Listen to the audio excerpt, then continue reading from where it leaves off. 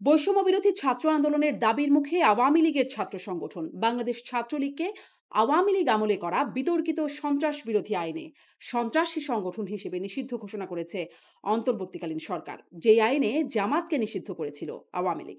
নিষেধাজ্ঞার কারণ হিসেবে ১৫ বছরে ছাত্রলীগের হত্যা, নির্যাতন, গণরুম কেন্দ্রিক নিপীড়ন, সিট বাণিজ্য, টেন্ডারবাজি, ধর্ষণ সহ নানাবিধ অপরাধ কর্মকাণ্ড এবং গত ১৫ই জুলাই থেকে বৈষম্য বিরোধী ছাত্র আন্দোলন চলাকালে আন্দোলনরত ছাত্রছাত্রী ও সাধারণ জনগণের উপর বেপরোয়া সশস্ত্র আক্রমণ, হত্যা সহ অসংখ্য মানুষের জীবন বিপন্ন করার অভিযোগ উল্লেখ করা হয়েছে প্রজ্ঞাপনে।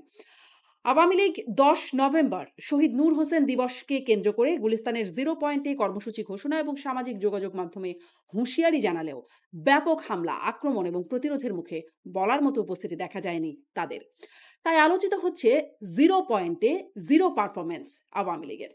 বৈষম্য বিরোধী ছাত্র আন্দোলনের অন্যতম সমন্বয়ক হাসনাত আব্দুল্লাহ আওয়ামী লীগের ফেসবুক বার্তা প্রসঙ্গে তার বক্তব্যে ব্যঙ্গ করে বলেছেন, দেখা না দিলে বন্ধু কথা কইও না। ঠিক যেভাবে বিদেশে থাকা বিএনপি নেতা তারেক রহমানকে নিয়ে আওয়ামী লীগ শাসনামলে ব্যঙ্গ করে বলেছিলেন ছাত্রলীগ সভাপতি সাদ্দাম হোসেন, যিনি আজ আমার লাগামহীন প্রশ্নের মুখোমুখি হতে। সাদ্দাম হোসেন, আপনাকে স্বাগত জানাচ্ছি আমার আজকের আয়োজন পালস অফ পলিটিক্সে। বেশ অনেকগুলো প্রশ্ন করব আপনার কাছে। শুরু করি যে আপনার মনে পড়বে যে আপনি একটা আয়োজনে আপনারই এক বক্তৃতায়, তখন আপনাদের দল ক্ষমতায় ছিল, তখন বলছিলেন যে তারেক রহমান প্রসঙ্গে বিএনপির ভারপ্রাপ্ত চেয়ারপারসন তিনি বিদেশ থেকে দল পরিচালনা করছেন, ফেসবুক বা সামাজিক যোগাযোগ মাধ্যমে যোগাযোগ করছেন। আপনি সেই প্রসঙ্গে বলছেন যে আপনি দেশে আসবেন না, বিদেশে বসে কথা বলবেন, এরকম কাপুরুষিত রাজনীতির কথা বলছেন। এবং সেই প্রসঙ্গে আপনি এক গানের একটা লাইন উল্লেখ করেছিলেন, দেখা না দিলে বন্ধু কথা কইও না।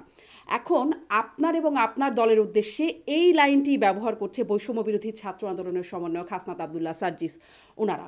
এই বিষয়টি থেকে আপনারা বা আপনি বিব্রত? না, প্রথম কথা হচ্ছে যে আমাদের অবস্থান তো আমাদের এই মুহূর্তে নানা কারণে, পারিপার্শ্বিক কারণ উম, এবং একই সঙ্গে সরকারের বিভিন্ন ধরনের জুলুম নির্যাতনের কারণে আমরা প্রকাশ করতে পারছি না। আর দ্বিতীয় বিষয় হচ্ছে যে আমাদের নেতাকর্মীরা আমাদের দল পরিচালনা করছে, আমাদের তৃণমূলের নেতাকর্মী যারা রয়েছে, ছাত্রলীগের কর্মী যারা রয়েছে, সাধারণ শিক্ষার্থী যারা রয়েছে, তারাই নিজেদের ঐক্যবদ্ধ করছে, সমস্ত ধরনের প্রতিকূল পরিস্থিতি মোকাবেলা করছে।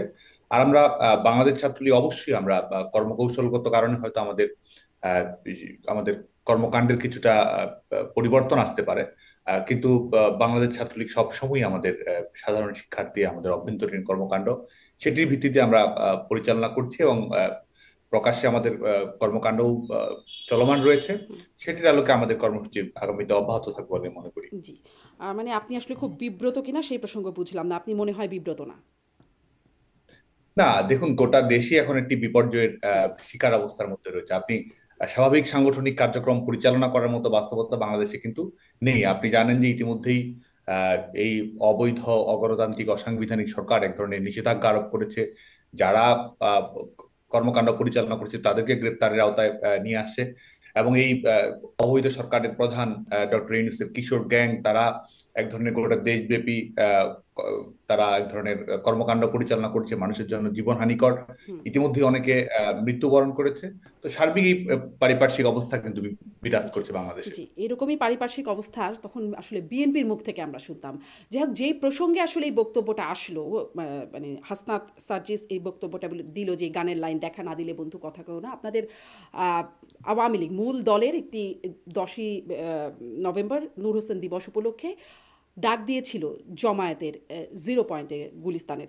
কিন্তু সেখানে আহ, আমরা খুব বেশি উল্লেখযোগ্য পরিমাণে আসলে ছাত্রলীগ, আওয়ামী লীগের নেতাকর্মীদের জড়ো হতে দেখি নাই। এটাকে বলা হচ্ছে, অনেকে এভাবে বলছেন যে 0 পয়েন্টে 0 পারফরমেন্স দেখালো আওয়ামী লীগ। এরকমটি কেন হলো? তো প্রথম কথা হচ্ছে যে এই কর্মসূচি পালন করার জন্য ছাত্রলীগের অনেক নেতাকর্মী, বাংলাদেশ আওয়ামী লীগের বিভিন্ন নেতা কর্মী অংশগ্রহণ করার জন্য সেখানে গেছে, বিক্ষিপ্তভাবে মিছিল করেছে, নানা জায়গায় সমবেত হয়েছে। সবখানেই কিন্তু পুলিশ তল্লাশি ছিল, হুম। সবখানেই তারা ফোন চেক করেছে, মোবাইল চেক করেছে, আইন শৃঙ্খলা রক্ষাকারী বাহিনীকে তারা ব্যবহার করার চেষ্টা করেছে এবং জোরপূর্বক একটি দেশে একটি গণতান্ত্রিক রাজনৈতিক দলের সমাবেশ করার যে যে হুম। অধিকার রয়েছে, সেটির আলোকে বাংলাদেশ আওয়ামী লীগ পূর্ব ঘোষিত কর্মসূচি ছিল, সেই জায়গাটি বেদখল করে তারা নিজেদের কর্মসূচি তারা বাস্তবায়ন করেছে। এবং আমরা মনে করি যে এটি আমাদের গণতন্ত্র পুনরুদ্ধারের যে আন্দোলন, হুম। সে আন্দোলনের একটি যাত্রা ছিল। সেখানে নেতাকর্মীরা প্রতিরোধ গড়ে তুলেছে বলে আমরা মনে করি, এবং গোটা বাংলাদেশের মানুষের সামনেই কিন্তু এই ফ্যাসিস্ট সরকারের মুখোশ উন্মোচিত হয়েছে। জি, আপনারা প্রতিরোধ গড়ে তুলেছেন বলছে। সেই প্রতিরোধের প্রসঙ্গে আসি। আপনি বলছিলেন যে কিভাবে আপনাদেরকে আটকানো হয়েছে, মোবাইল ফোন চেক করা হয়েছে। আপনাদের কি মনে পড়ে যে ২০২২-এর ১০ই ডিসেম্বর বিএনপির একটা বড় সমাবেশ করার কথা ছিল এবং হয়েওছে। তখন ঠিক একই রকমভাবে পুলিশ এবং পুলিশের সাথে মিলে ছাত্রলীগের নেতাকর্মীরা তখন ঢাকায় আগত মানুষদের মোবাইল ফোন চেক করেছে। সবগুলো গণমাধ্যমে এই খবরগুলো আমরা দেখেছি। তখনও এটা প্রশ্ন উঠেছে, ছাত্রলীগ কোন ম্যান্ডেটে বা কোন ক্ষমতা বলে সাধারণ মানুষের মোবাইল চেক করে? একই রকম বাস্তবতা এখন কি আপনাদের দিকে বুমেরাং হয়ে আসছে কিনা? বাংলাদেশ আওয়ামী লীগ সরকার পরিচালনা করার সময় বা আমাদের বিশ্ববিদ্যালয় ক্যাম্পাসগুলোতে অভ্যন্তরে ছাত্র রাজনীতি হোক বা সার্বিকভাবে জাতীয় রাজনীতির পরিমণ্ডল হোক, সবখানেই তো সমাবেশ করা যায়নি এ ধরনের রেকর্ড খুব আছে বলে আমি মনে করি না। সমাবেশ সবাই করতে পেরেছে। আমাদের বাংলাদেশের বিদ্যমান রাজনৈতিক বাস্তবতায় অপ্রীতিকর ঘটনা ঘটেছে, অনাকাঙ্ক্ষিত ঘটনা ঘটেছে, কিন্তু সবাই যার যার মতামত প্রকাশ করেছে, সংগঠিত হয়েছে। বিএনপি রাজনৈতিক দল হিসেবে তাদের মতামত তুলে ধরেছে। বিশ্ববিদ্যালয় ক্যাম্পাসগুলোতে ছাত্র সংগঠনগুলো তাদের ক্রিয়াশীল ভূমিকা আহ, পালন করেছে। সংসদীয় রাজনীতি, রাজপথের রাজনীতি দুটোই তো চলমান ছিল। আর আজকে কি সেই বাস্তবতা রয়েছে যেখানে এক ধরনের সমাবেশ করার সুযোগ, তাদের মতামত প্রকাশ করার সুযোগ, কিংবা এই ফ্যাসিস্ট সরকারের বয়ানের বাইরে গিয়ে নিজস্ব মতামত বলার সুযোগ, সেই বাস্তবতা তো বাংলাদেশে নেই, বরং দুটোর মধ্যে আকাশ পাতাল ফারাক বলে আমি মনে করি। আপনি মনে করছেন আকাশ পাতাল ফারাক, কিন্তু যারা সেই সময় আসলে সেটা ফেস করেছে তারা আসলে আকাশ পাতাল মনে করছেন কিনা এটা হয়তো আমি তাদেরকে জিজ্ঞাসা করব কখনো। আম, আপনি বলছিলেন যে আসলে প্রতিরোধ গড়ে তুলেছে, আমি বলছিলাম যে এবং আমি না, এবং সবগুলো গণমাধ্যম আপনি যদি দেখেন যে খুব বেশি উপস্থিতি দেখার মতো হয়নি। হ্যাঁ, সেখানে আওয়ামী লীগ বা ছাত্রলীগ যারা নেতাকর্মী সন্দেহ করা হয়েছে বা আওয়ামী লীগের যারা ছিল তাদেরকে নানান রকম মারধরের শিকার হতে হয়েছে, সেটি আমরা দেখেছি। কিন্তু এই যে আপনারা ডাক দিয়ে নেতাদের কেউ নাই, শুধু কর্মীদের উপর ভর করে নেতারা মানে সব পালিয়ে থাকলেন, এই বিষয়টা কর্মীদের কাছে বিষয়টা কেমন? কর্মীরাই যুগে যুগে ছাত্রলীগকে আওয়ামী লীগকে নেতৃত্ব দিয়েছে। এবং আপনি যেটি বলছেন, যেটি এক ধরনের সাংগঠনিক শূন্যতা কিনা, কিংবা রাজনৈতিক যে স্ট্রাকচার রয়েছে সেটির প্রত্যাশিত রিফ্লেকশন ঘটছে কিনা, দেখুন 5 আগস্ট পরবর্তী বাস্তবতায় তো আমাদের বাংলাদেশে আমি যেটি বলছিলাম যে সাংবিধানিক অধিকার হোক, মৌলিক মানবাধিকার হোক, নিজের জীবন নিয়ে চলার বাস্তবতা হোক, সেটি কিন্তু নেই। তো স্বাভাবিকভাবেই ধাপে ধাপে একটি রাজনৈতিক দল একটি অগণতান্ত্রিক ফ্যাসিস্ট সরকারের বিরুদ্ধে আন্দোলন গড়ে তোলে। তা আমরা প্রথম ধাপগুলো অতিক্রম করছি। নেতৃত্বের সংযোগ তো অবশ্যই রয়েছে, এবং সেটির মাধ্যমে তো এই কর্মকাণ্ডগুলো পরিচালিত হচ্ছে, কোনো না কোনো ভাবে, কোনো না কোনো পর্যায়ে তো এটি সংগঠিত হচ্ছে, এবং সেটির আলোকেই তো আমাদের এই কর্মসূচিগুলো সাফল্যমণ্ডিত হচ্ছে। একই সঙ্গে আমরা এটিও দৃঢ়ভাবে বিশ্বাস করি যে আমাদের গোটা বাংলাদেশে গ্রামে গঞ্জে মফস্বলে যেসব নেতাকর্মীরা রয়েছে, তারা, আমরা সবসময় বলেছি, তারাই সংগঠনের প্রাণ, তারাই সংগঠনের মূল নেতৃত্ব দেয়, এবং তারাই সংগঠনের পথ নির্দেশ করে। যে সাংগঠনিক যে ধারাবাহিকতার ক্ষেত্রে বা সাংগঠনিক কাঠামোর ক্ষেত্রে যে শূন্যতা রয়েছে বলে বাইরে দৃশ্যমান হচ্ছে, সেটিও ক্রমান্বয়ে জি, কেটে যাবে বলে কেটে যাবে মনে করি। বলছেন। নেতৃত্বের সংযোগ তো নিশ্চয়ই আছে আপনি বলছেন। সেই নেতৃত্বের সংযোগের জায়গায় একটু জানতে চাই। আমরা দেখেছি যে সাবেক প্রধানমন্ত্রী আপনাদের দলের নেত্রী শেখ হাসিনা, তাঁর কিছু ফোনালাপ ফাঁস হচ্ছে এবং সেই ফোনালাপের মধ্যেও এই সংযোগের জায়গাটা আমরা দেখেছি। যাই হোক, আমি সেই সংযোগের জায়গাটি কিন্তু পরে আসি। প্রথমে একটু যেটি মানে আপনার কাছ থেকে জানতে চাই, স্পষ্ট হতে চাই যে তার যে ফোনালাপগুলো লিক হচ্ছে, এগুলো কি আসলে লিক হচ্ছে অনুচিতভাবে কেউ লিক করে দিচ্ছে, বিষয়টা কি এরকম? নাকি আসলে শেখ হাসিনা নিজেই লিক করছেন বা চাচ্ছেন বলেই লিক হচ্ছে, নাকি এআই দিয়ে? আপনারা আসলে কি জানেন? দেখুন, এটি তো এক একটি ক্ষেত্রে এক এক রকম কেস, এবং আমরা কিন্তু ইতিমধ্যেই দেখেছি, বিশেষ করে আর্টিফিশিয়াল ইন্টেলিজেন্স ব্যবহার করে কোন ধরনের অডিও রেকর্ড তারা তৈরি করবে। এই সরকারের নিজস্ব প্রয়োজনই, অবৈধ সরকার নিজস্ব প্রয়োজনই কিন্তু বিভিন্ন ধরনের অডিও রেকর্ড ছড়ানো, বিভিন্ন ধরনের গুজব ছড়ানো, মানুষের জনমতকে বিভ্রান্ত করা, এই ঘটনাগুলো কিন্তু অহরহই ঘটাচ্ছে। যে কারণে তারাই আসলে বলতে পারবে যে তারা কোন উদ্দেশ্য করছে, কেন করছে, সেটি তারাই বলতে মানে পারবে। কে করছে? দেখুন, আমরা কিন্তু স্পষ্ট করে বলছি যে এটি বিশেষ করে আর্টিফিশিয়াল ইন্টেলিজেন্সের ব্যবহার, জনমতকে হুম। বিভ্রান্ত করা, গুজব ছড়ানো, এবং এক ধরনের তথ্য সন্ত্রাসের আশ্রয় গ্রহণ করা, এগুলো এবং যে একটি রাজনৈতিক যখন কর্মসূচি ঘোষণা করা হয়, সেটিকে ব্যাহত করার জন্য বা সেটি সম্পর্কে বিভ্রান্তি ছড়ানোর জন্য এই অবৈধ সরকারি বিভিন্ন তাহলে কি ধরনের আপনি নিশ্চিত কলাকৌশল বা আশ্রয় আপনারা নিচ্ছে। নিশ্চিত যেটা শেখ হাসিনার ফোনালাপ নয়?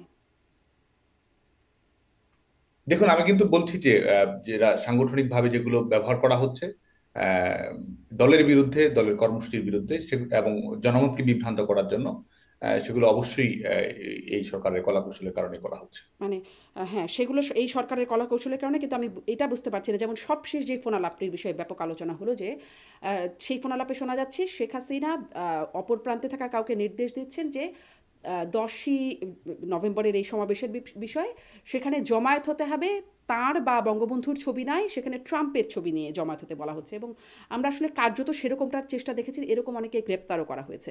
আহ, এগুলো কি আসলে ভুল বার্তা আসছে, বা এগুলো সরকারের কৌশল? এটা শেখ হাসিনার ফোনালাপ না? এটি নিয়ে কিন্তু ইতিমধ্যে একটি ব্যাখ্যা দেওয়া হয়েছে বাংলাদেশ আওয়ামী লীগের অফিসিয়াল পেজ থেকে। এটি নিয়ে ইতিমধ্যেই ব্যাখ্যা দেওয়া হয়েছে। এটি যে বিভ্রান্ত, এটি যে আচ্ছা, গুজব ছড়ানোর জন্য, এটি কিন্তু ইতিমধ্যেই ব্যাখ্যা দেওয়া হয়েছে। আচ্ছা, এটা বিভ্রান্ত, এটা গুজব ছড়ানো, আপনার বক্তব্য থেকে এটা স্পষ্ট হচ্ছে যে আপনারা তাই মনে করছেন। আপনার কাছে একটু এটি জানতে চাই যে আপনি এটি কি বলবেন যে আপনি এখন আম, কোথায় আছেন? এটি আমি শুরুতেই বলেছি যে এখানে নিরাপত্তাজনিত বাস্তবতা আমাদের, সেটির কারণে এটি প্রকাশ্যে বলার সুযোগ নেই। আচ্ছা, আপনি বলতে চাচ্ছেন না।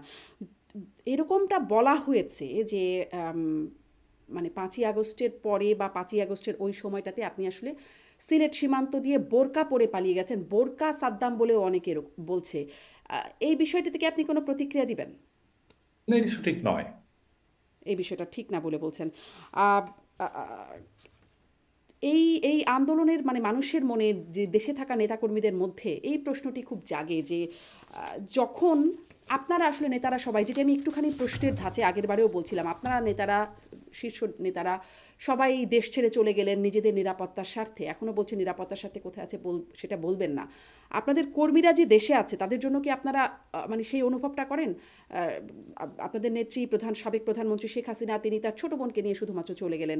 তার যারা শেখ পরিবারের যারা, তারাও সবাই দেশের বাইরে নানান রকমভাবে চলে গেছেন বলে আমরা জেনেছি। এটা কি আপনারা অনুভব করেন যে নেতাকর্মীরা, তাদেরকে এখন বলা হচ্ছে এতিম লীগ? না, দেখুন, আমাদের যে ভয়াবহ পরিবেশ, পরিস্থিতি তৈরি করা হয়েছিল, যে ধরনের ষড়যন্ত্রমূলক পরিবেশ তৈরি করা হয়েছিল, বঙ্গবন্ধুর কন্যা দেশরত্ন শেখ হাসিনা তো জীবন বিপন্নেরই শিকার হয়েছিল। দেশরত্ন শেখ হাসিনা বেঁচে আছেন বলেই তো বাংলাদেশের মানুষ এখন অবরুদ্ধ গণতন্ত্রকে মুক্ত করার স্বপ্ন দেখছে, কুক্ষিগত গণতন্ত্রকে মুক্ত করার স্বপ্ন দেখছে। একজন সাংবিধানিক ধারাবাহিকতা, আইনের শাসন যেন সুপ্রতিষ্ঠিত হয়, সেই লক্ষ্যে বাংলাদেশের মানুষ যে স্বপ্ন দেখছে, বাংলাদেশের মানুষ যে এই অবৈধ সরকারের সমস্ত ধরনের নির্যাতন নিষ্পেষণের বিরুদ্ধে সুদৃঢ় ঐক্য গড়ে তোলার কথা ভাবছে, প্রতিবাদ প্রতিরোধে ইস্পাত দৃঢ়ভাবে সংগ্রামীকে এগিয়ে নেওয়ার কথা ভাবছে, এটি তো সম্ভব হয়েছে একমাত্র দেশরত্ন শেখ হাসিনার জীবন বেঁচে যাওয়ার কারণে। আচ্ছা, আপনি তাই বলছেন। কিন্তু আপনারা কি এই বিশ্লেষণটা করেছেন যে আপনাদেরকে আসলে পালাতে কেন হলো? আপনাদের কাছে ছিল, আপনারা ছাত্রলীগের একটা বিশাল বাহিনী ছিল, আপনারাই বলেছেন যে আপনারা ফু দিলে 5 মিনিটও দাঁড়াতে পারবেন না আন্দোলনকারীরা। আপনারা বলছেন যে এটা শেষ দেখে ছাড়বেন। আহ, আপনাদের ওবায়দুল কাদেরের তখন বক্তব্য আমরা শুনেছি, তিনি বলেছেন যে এই আন্দোলন দমনের ছাত্রলীগই যথেষ্ট। তারপরে আসলে কি হলো, কেন আপনারা যথেষ্ট হলেন না? আপনারা তো হলেনই না, পুলিশ, আইন শৃঙ্খলা বাহিনী, সেনাবাহিনী সবই ছিল, আপনাদের বিরাট বাহিনী ছিল, তারপরেও কেন আপনারা আসলে সফল হলেন না? প্রথম কথা হচ্ছে যে এই আন্দোলনটি একটি ইস্যু ভিত্তিক আন্দোলন ছিল, যে যে বিষয়ে আমরা সবসময় কথা বলেছি, কোটা ইস্যু, যেখানে শিক্ষার্থীরা কোটা সংস্কার, কোটা সমস্যার সমাধান চেয়েছে, এবং যেই সমস্যার সমাধান আসলে আওয়ামী লীগ সরকারের 2018 সালে সরকারের প্রজ্ঞাপনের মাধ্যমে নিশ্চিত করেছিল, কোটা ব্যবস্থা বিলুপ্তির মাধ্যমে। পরবর্তীতে এটি একটা আইনগত প্রক্রিয়া, একটি উচ্চ আদালতের একটি রায়, বিশেষ করে রিটের প্রেক্ষিতে উচ্চ আদালত এক ধরনের নির্দেশনা দেয় এবং সরকারের প্রজ্ঞাপনকে বাতিল বলে ঘোষণা করে। সেই প্রেক্ষিতে সরকার পক্ষই কিন্তু আন্দোলনকারীদের সঙ্গেই ছিল, সরকার পক্ষে আদালতে লড়েছে। বাংলাদেশ ছাত্রলীগের সাংগঠনিক অবস্থান সেটি হচ্ছে যে আমরা সুস্পষ্ট হয়ে বলেছি, কোটা সংস্কারের দাবিতে আমরা ঐক্যবদ্ধ ছিলাম, কোটা সংস্কারের দাবিতে আমরা মিছিল করেছি, মিটিং করেছি। কোটা সংস্কার ইস্যুকে কেন্দ্র করে বাংলাদেশের সংশ্লিষ্ট সকল মন্ত্রণালয়ের কাছে আমরা বক্তব্য তুলে ধরেছি, সেটা আইন মন্ত্রণালয় হোক, জনপ্রশাসন মন্ত্রণালয় হোক, সেটা অ্যাটর্নি জেনারেলের অফিস হোক। এবং শুধু তাই নয়, বাংলাদেশ ছাত্রলীগ কিন্তু কোটা সংস্কারকে কেন্দ্র করে ডোর টু ডোর ক্যাম্পেইন কর্মকাণ্ড দেশব্যাপী এটি আমরা চালু করেছিলাম। এটি অনুষ্ঠিত হয়েছে, যেখানে আমরা বলেছি যেহেতু এটি নিয়ে নতুন করে একটি জটিলতা তৈরি হয়েছে, এটির জন্য একটি সুস্থায়ী, টেকসই এবং ইতিবাচক সমাধান নিশ্চিত করা সম্ভব হয়। সে লক্ষ্যে শিক্ষার্থীরা কোটা সংস্কার নিয়ে কি ভাবছে, এখানে অন্তর্ভুক্তির বিষয়টি কিভাবে হবে, কিভাবে একটি যৌক্তিক সমাধান তৈরি করা সম্ভব হয়, কোটা সংস্কার নিয়ে শিক্ষার্থীদের ভাবনা কি, সেই লক্ষ্যে কিন্তু আমরা অনলাইনে অফলাইনে সরাসরি মতামত গ্রহণ করেছি, আবাসিক হলগুলোতে শিক্ষার্থীদের কক্ষে আমরা গিয়েছি, সেখানে কোটা সংস্কার নিয়ে তাদের মতামত কি সেই আলোকে কিন্তু আমরা সরকারের কাছে প্রস্তাবনা তুলে ধরেছি। এবং সেটির প্রেক্ষিতে আপনাদের সবাইকে আমরা যেটি মনে করিয়ে দিতে চাই সেটা হচ্ছে যে আমাদের গোটা বাংলাদেশেই কিন্তু 11 জুলাই 2024 থেকে বাংলাদেশে কিন্তু কোনো কোটা কার্যকর ছিল না। যখন হাইকোর্টের রায়ের উপরে যখন স্ট্যাটাস কো প্রদান করা হয়, স্থিতাবস্থা প্রদান করা হয়, প্রকৃতার্থে বাংলাদেশে 11 জুলাই 2024 পরে কোনো কোটা কার্যকর ছিল না। 2018 সালের প্রজ্ঞাপন 2024 সালের 11 জুলাই থেকে কিন্তু পুনর্বহাল হয়। সে কারণে কিন্তু এটি স্পষ্ট যে আন্দোলনের যে সফলতা, এই আন্দোলনের যে হ্যাপি এন্ডিং হওয়ার কথা ছিল, এই আন্দোলনের যে এক্সিট হওয়ার কথা ছিল, সেটা কিন্তু 2024 সালের 11 জুলাইয়ের মধ্যে এটি সমাপ্ত হওয়ার কথা ছিল, কারণ শিক্ষার্থীদের ইস্যু ভিত্তিক সমস্যার সমাধান হয়েছে। পরবর্তীতে আপনারা যেটি সবার সামনেই অবলোকন হয়েছে, কোটা সমস্যার সমাধান এটি 11ই জুলাই কিভাবে। কি সাদ্দাম, নাকি ডেটটা আসলে 14ই জুলাই? না, 11 জুলাই, 11 জুলাই হাইকোর্টের রায়ের উপর স্থিতাবস্থা প্রদান করা হয়। 14 জুলাই আপনি যেটি বলছেন, হুম। এই কোটা সংস্কার ইস্যুকে কেন্দ্র করে একটি ভিন্ন খাতে প্রবাহিত করার জন্য রাজাকার ইস্যুটি সামনে নিয়ে আসা হলো। এবং আপনি দেখবেন যে 1 থেকে 14 তারিখ গোটা বাংলাদেশে কিন্তু রাজাকার ইস্যুটা শান্তিপূর্ণভাবেই। সামনে আসলে কে নিয়ে আসলো? হ্যাঁ, এটি তো ইতিমধ্যেই সবার কাছেই পরিষ্কার, বিশেষ করে বাংলাদেশের ছাত্র সমাজের কাছে এটি পরিষ্কার কিভাবে আহ, বঙ্গবন্ধু কন্যা দেশরত্ন শেখ হাসিনার হুম। বক্তব্যকে বিকৃত করা হয়েছে, বিভ্রান্তি ছড়ানো হয়েছে, এবং আন্দোলনকারীদের দিকে আন্দোলনকারীদের উস্কে দেওয়ার জন্য এই পরিবেশ পরিস্থিতি তৈরি করা হয়েছে 14 জুলাই বাংলাদেশের বিভিন্ন শিক্ষা প্রতিষ্ঠানে। এবং যারা আজকে তাদের মুখোশ উন্মোচিত করছে, তারা তাদের রাজনৈতিক পরিচয় সামনে নিয়ে আসছে, তখন তারা তাদের অরাজনৈতিক পরিচয় ছিল, এবং সেটির মাধ্যমে তারা এই এই রাজাকারের রাজনীতিকে এক ধরনের বৈধতা প্রদান করা, এক ধরনের উস্কানিমূলক পরিবেশ তৈরি করা, এবং একটি শান্তিপূর্ণ পরিবেশ পরিস্থিতিকে একটি ভিন্ন খাতে কিন্তু ঠেলে আপনি দেওয়া, বলছেন যেটি উস্কানিমূলক সূচিত হয়েছে পরিবেশটা তৈরি 14 জুলাইয়ের করলো মাধ্যমে। সেই আন্দোলনকারীরা, কিন্তু মানে সেই বক্তব্যটা খুব আলোচিত এবং সমালোচিত সাবেক প্রধানমন্ত্রী শেখ হাসিনা, যে আম, মুক্তিযোদ্ধাদের নাতিপুতিরা কোটা পাবে না তো কি রাজাকারের নাতিপুতিরা পাবে। মানে এই বক্তব্যটা শুনতে কি যারা আন্দোলন করছে তারা, তাদের জন্য কি এটা সুখকর, একটা সুন্দর আহ, কোনো দেখুন, এই বক্তব্য? বক্তব্যের কোথায় আন্দোলনকারীদের রাজাকার বলা হয়েছে? প্রথম কথা হচ্ছে এই বক্তব্যের কোথাও কোনো ব্যাখ্যাতে এটি বলার সুযোগ নেই যে এই ব্যাখ্যাতে যে অভিযোগটি নিয়ে আসা হয়েছে বা যে বিষয়টিকে কেন্দ্র করে গোটা বাংলাদেশে একটি ভিন্নতর পরিবেশ তৈরি ছাত্ররা তো করার চেষ্টা বলেও করা। নাই যে রাজাকারের নাতিপুতিদের কোটা দিতে হবে, তাহলে এই বক্তব্যটা না না, প্রধানমন্ত্রী, তৎকালীন এখানে দেখুন, প্রধানমন্ত্রী এখানে কেন বললেন? শিক্ষার্থীদেরকে 11 তারিখের পরে যখন আদালতের রায় প্রদান করা হলো, তারপরে আন্দোলন কিন্তু একটি স্বাভাবিকভাবে শিক্ষার্থীদের অংশগ্রহণ কম এসেছিল, শিক্ষার্থীদের সন্তোষ ছিল। এরপরে এই ইস্যুটিকে ব্যবহার করে এক ধরনের এটি তো স্বাভাবিকভাবে এক ধরনের তথ্য বিকৃতি, সেটির মাধ্যমে শিক্ষার্থীদের রাজাকার বলা হয়েছে। এই বক্তব্য ব্যাপকভাবে না, কিন্তু প্রচারণা, কিন্তু শেখ হাসিনা তো অপকৌশলের এটি মাধ্যমে। বলেছিলেন, তাই না সাদ্দাম? এটি তো বলেছিলেন যে মুক্তিযোদ্ধাদের নাতিপুতিরা কোটা পাবে না তো কি রাজাকারের নাতিপুতিরা পাবে, এই বক্তব্যটি তো শেখ হাসিনার। না, এটির মাধ্যমে তো আন্দোলনকারীদের রাজাকার বলা হয়নি। এটির মাধ্যমে তো এটি একটি আলোচনার প্রেক্ষিতে, একটি প্রশ্নোত্তরের প্রেক্ষিতে এই ধরনের আলোচনাটি এসেছে। কিন্তু এটির মাধ্যমে শিক্ষার্থীদের রাজাকার বলা, শিক্ষার্থীদেরকে এই এই এই অভিযোগে অভিযুক্ত করা, এই ধরনের কোনো বক্তব্য তো আসেনি। তো এই বক্তব্যকে অবশ্যই ভুলভাবে উপস্থাপন করা হয়েছে শিক্ষার্থীদের সামনে।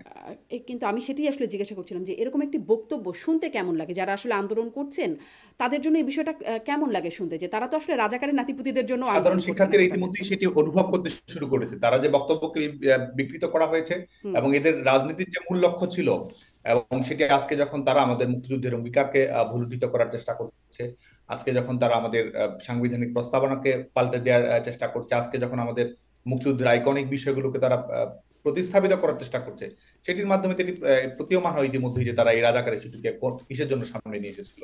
জি। আহ, তারা কিসের জন্য, মানে আমি এইটাও আমি ঠিক বোঝার চেষ্টা করছিলাম যে তারা কিসের জন্য তারা ভুল বুঝলো। শেখ হাসিনা কেন রাজাকারের প্রসঙ্গটি আনলেন, শেখ হাসিনার এই বক্তব্যে আসলে যারা আন্দোলনকারী তাদের অনুভূতিতে কীভাবে আঘাত আনে, সেটি কি আপনারা কখনো বুঝবার চেষ্টা করেছেন কিনা? আমরা একটা সময় দেখেছিলাম যে আলোচনার জন্যও ডাকা হয়েছিল শিক্ষার্থীদের, কিন্তু আপনি কি মনে করেন না যে এটা আসলে খুব অনেক দেরি হয়ে গেছে, ততক্ষণে অনেকটা জল গড়িয়ে গেছে? শিক্ষার্থীরা কিন্তু আপনি জানেন যে আলোচনার যে প্রস্তাবনাটির কথা আপনি বলছেন, কিন্তু ধারাবাহিকভাবে অভ্যন্তরে হোক, পরোক্ষভাবে হোক, সেটি কিন্তু সেই প্রচেষ্টাটি সবসময় ছিল, হুম। বিশেষ করে যখন যারা দায়িত্বপ্রাপ্ত ছিলেন এই বিষয়ে শিক্ষার্থীদের সঙ্গে কথা বলার জন্য। কোর্টের রায় ঘোষিত হওয়ার আগে এবং পরে তখন থেকে কিন্তু শিক্ষার্থীদের আলাপ আলোচনার মাধ্যমে এটি সমাধান এবং যেটির জন্য আহ, বিভিন্ন ধরনের প্রস্তাবনা, সেটি কিন্তু শিক্ষার্থীদের কাছে সবসময় প্রেরণ করা হয়েছে। না, তখন যদি আলোচনা হতো, শিক্ষার্থীরা যদি কথা বলতো, তাহলে তো আসলে এত দূর গড়াতো না। তখন তো কোনো আলোচনা ছিল না আসলে এই পর্যন্ত। তারপরে গিয়ে আমরা দেখেছি আইনমন্ত্রী আলোচনার জন্য প্রস্তাবনা দিচ্ছে। কিন্তু ৯ তারিখ ছাত্রলীগের সাথে সংঘাত হয়ে গেল তার ওই আন্দোলন চলার একটা ঘটনা প্রবাহের মধ্যেই। আমরা সেটি ক্যামেরার ফুটেজ বা পত্রিকার ফুটেজ সেগুলো আছে, আসলে দেখেছি আমরা। কেন ছাত্রলীগ এরকম আক্রমণাত্মক ভূমিকায় গেল? 9 তারিখে কোনো ধরনের আক্রমণের ঘটনা ঘটেনি। আপনি আপনি কি মানে সবগুলো পত্রিকার ফুটেজগুলো দেখেছেন গণমাধ্যমে? হ্যাঁ, আমি দেখছিলাম, পত্রিকার খবর আমি দেখে একদম বলছি। বিবিসির খবর দেখে বলছি যে আসলে কোন কোন দিন কি কি হচ্ছে সেই ঘটনা প্রবাহগুলো হ্যাঁ, দেখছিলাম। আপনি দেখতে আচ্ছা, পারেন, আপনি ভুল ছাত্রলীগ কেন বলছেন। আসলে ছাত্রলীগ কেন আক্রমণমুখী হয়ে উঠতো বা আক্রমণাত্মক হয়ে উঠতো শিক্ষার্থীদের উপর? ছাত্রলীগ ওবায়দুল কাদের আক্রমণের কেন শিকার হয়েছে। বললেন যে দমন করার জন্য ছাত্রলীগে যথেষ্ট, মানে তাদের দমন করার জন্য কেন আপনারা নেমে গেলেন? দেখুন, আপনি তথ্যের একটু ভুল হচ্ছে। বাংলাদেশের এই কোটা সংস্কার ইস্যুকে কেন্দ্র করে আন্দোলনের সূচনা হয় 1 জুলাই থেকে, হুম, এবং 1 জুলাইয়ের পর থেকে ধারাবাহিকভাবে এটি হয়েছে, এবং 14 জুলাই পর্যন্ত বাংলাদেশের কোথাও কোনো অপ্রীতিকর ঘটনা ঘটেনি। 11 জুলাই কোটা সমস্যার একটি তাৎক্ষণিক সমাধান যেটি সম্ভব ছিল, সেটি কিন্তু সম্ভব হয়েছে। হুম, প্রথমবারের মতো সংঘাতের ঘটনা ঘটে 15 জুলাই 2024। এবং আপনি জানেন যে 15 জুলাই বাংলাদেশ ছাত্রলীগের কর্মসূচি ছিল বিকেল 3টায়, এবং যারা যাদের সঙ্গে সংঘাত জড়িয়েছে হুম, পরবর্তীতে, এবং যারা সংঘাতের সূচনা করেছে, তারা তাদের তাদের সেদিন কিন্তু কোনো কর্মসূচি ছিল না। ভোরবেলা অকস্মাৎ ভাবে তারা কর্মসূচি ঘোষণা করে যে দুপুর 12টার দিকে তারা কর্মসূচি পালন করবে। বাংলাদেশ ছাত্রলীগ সে ব্যাপারেও সচেতন থাকার চেষ্টা করে, সজাগ থাকার চেষ্টা করে, যে কোনো ধরনের, কারণ তারা চাচ্ছিল আগের দিনে যখন তারা রাজাকার স্লোগানটি সামনে নিয়ে এসেছে এক ধরনের একটি ইস্যু ভিত্তিক আন্দোলনকে ভিন্ন খাতে প্রবাহিত করার জন্য, বাংলাদেশ ছাত্রলীগ সেদিনও সচেতন ছিল। এবং তারা 12টার দিকে যখন সন্ত্রাস বিরোধী রাজু ভাস্কর্যের পাদদেশ ঢাকা বিশ্ববিদ্যালয়ে কর্মসূচি পালন করতে শুরু করেছে, আহ, সেখানে কিন্তু তারা শিক্ষার্থীদের উপস্থিতি কিন্তু একেবারেই কম ছিল, হুম, বিশেষ করে রাজাকারী বলার কারণে শিক্ষার্থীদের সঙ্গে তাদের ক্রমান্বয়ে কিন্তু দূরত্ব বাড়ছিল, এবং শিক্ষার্থীরা কিছুটা বিরাগ ভাজন হচ্ছিল। এবং সেই কর্মসূচি, তারা তাদের কর্মসূচি শেষ করার পরে বাংলাদেশ ছাত্রলীগ সন্ত্রাস বিরোধী রাজ্য ভাস্কর্য বিকেল 3টা কর্মসূচি পালন করবে, এটি কিন্তু স্বাভাবিক একটি প্রক্রিয়া। এবং আপনি একটি কর্মসূচি ঘোষণা করেছেন, আপনার একটি নির্দিষ্ট স্থানে আপনি কর্মসূচি দিয়েছেন, কর্মসূচি শেষ করে আপনি পরবর্তী দিনের কর্মসূচি কি হতে পারে না হতে পারে সেটি আপনি ঘোষণা করবেন, এটি কিন্তু স্বাভাবিক একটি প্রক্রিয়া। তো আমরা কিন্তু দীর্ঘ সময় ধরে অপেক্ষা করেছিলাম যে এই যারা তাৎক্ষণিকভাবে কর্মসূচি ডেকেছে, কিংবা একটি পরিস্থিতি তৈরি করার জন্য যারা কর্মসূচি ডেকেছে, তারা সংশ্লিষ্ট স্থানটি ত্যাগ করবে এবং বাংলাদেশ ছাত্রলীগ তাদের নিজস্ব কর্মসূচি পালন করবে। কোথাও যেন কোনো ধরনের অনাকাঙ্ক্ষিত ঘটনা না ঘটে, তাদের উস্কানিমূলক কর্মকাণ্ডে যেন বাংলাদেশ ছাত্রলীগ পা না দেয়, সে ব্যাপারে কিন্তু বাংলাদেশ ছাত্রলীগ সচেতন ভূমিকা পালন করার চেষ্টা করেছে। পরবর্তীতে কি হলো, এটা কিন্তু আমাদের বক্তব্য না, আপনি সেদিনের প্রথম আলোর হুম, যদি আপনি পত্রিকা দেখেন, আমরা প্রথম আলোর পত্রিকাটা আমি 16 জুলাই পাঠ করেছিলাম, যদিও পরবর্তীতে সেটি এডিট করে দেওয়া হয় সেখানে, এবং লাইভ রয়েছে অনেকগুলো পত্রিকার। 15 তারিখে সন্ত্রাস বিরোধী রাজ্য ভাস্কর্যের পাদদেশে কর্মসূচি 3:30 যখন বেজেছে, 3:30 4টা, তখন তারা সেখান থেকে রাজু ভাস্কর্য থেকে, আপনি জানেন আমাদের ঢাকা বিশ্ববিদ্যালয়ের আবাসিক হলগুলোর অভিমুখে তারা যাত্রা শুরু করে। আমাদের বিজয় একাত্তর হল, বঙ্গবন্ধু হল, মুক্তিযোদ্ধা হল, কবি জসিমউদ্দিন হল প্রাঙ্গণে তারা রওনা দেয়। এবং যখন তারা রওনা দেয় সেই সন্ত্রাস বিরোধী রাজু ভাস্কর্য, তখন কিন্তু তারা দেশীয় অস্ত্র শস্ত্র, লাঠি সোটা, অনেক কিছু নিয়ে কিন্তু তারা সেদিন হলগুলোর অভিমুখে রওনা দিয়েছিল, এবং সেখানে তারা হলগুলোতে গিয়ে তারা ভাঙচুর করে। হলগুলোতে গিয়ে তারা নিরাপত্তারক্ষী, সাধারণ শিক্ষার্থী এবং ছাত্রলীগের যেসব কর্মী, তারা সেদিন বাংলাদেশ ছাত্রলীগের কর্মসূচিতে আসার জন্য প্রস্তুতি গ্রহণ করছিল, এবং তাদেরকেও কিন্তু মারধর গ্রহণ করা হয়। বিজয় একাত্তর হলে প্রথম ঘটনা ঘটে, বিজয় একাত্তর হলে ছাত্রলীগের কর্মীরা আক্রমণের শিকার হয়, এটি হচ্ছে 15 জুলাইয়ের ঘটনা। আচ্ছা। শুধু তাই নয়, এলোপাথারি তো ভাবে পনেরো শিক্ষার্থীদের উপর জুলাই আক্রমণ আপনারা আক্রমণের শিকার হলেন, তারপরে 16 জুলাই আপনাদের কর্মকাণ্ডের সমালোচনা করে আপনাদের দলের 124 জন, মানে ছাত্রলীগের 124 জন বিভিন্ন বিশ্ববিদ্যালয় তারা পদত্যাগ করলো আপনাদের মানে আক্রমণাত্মক ভূমিকার সমালোচনায়। আমি আমি শেষ করছিলাম 15 জুলাইয়ের ঘটনা প্রবাহ।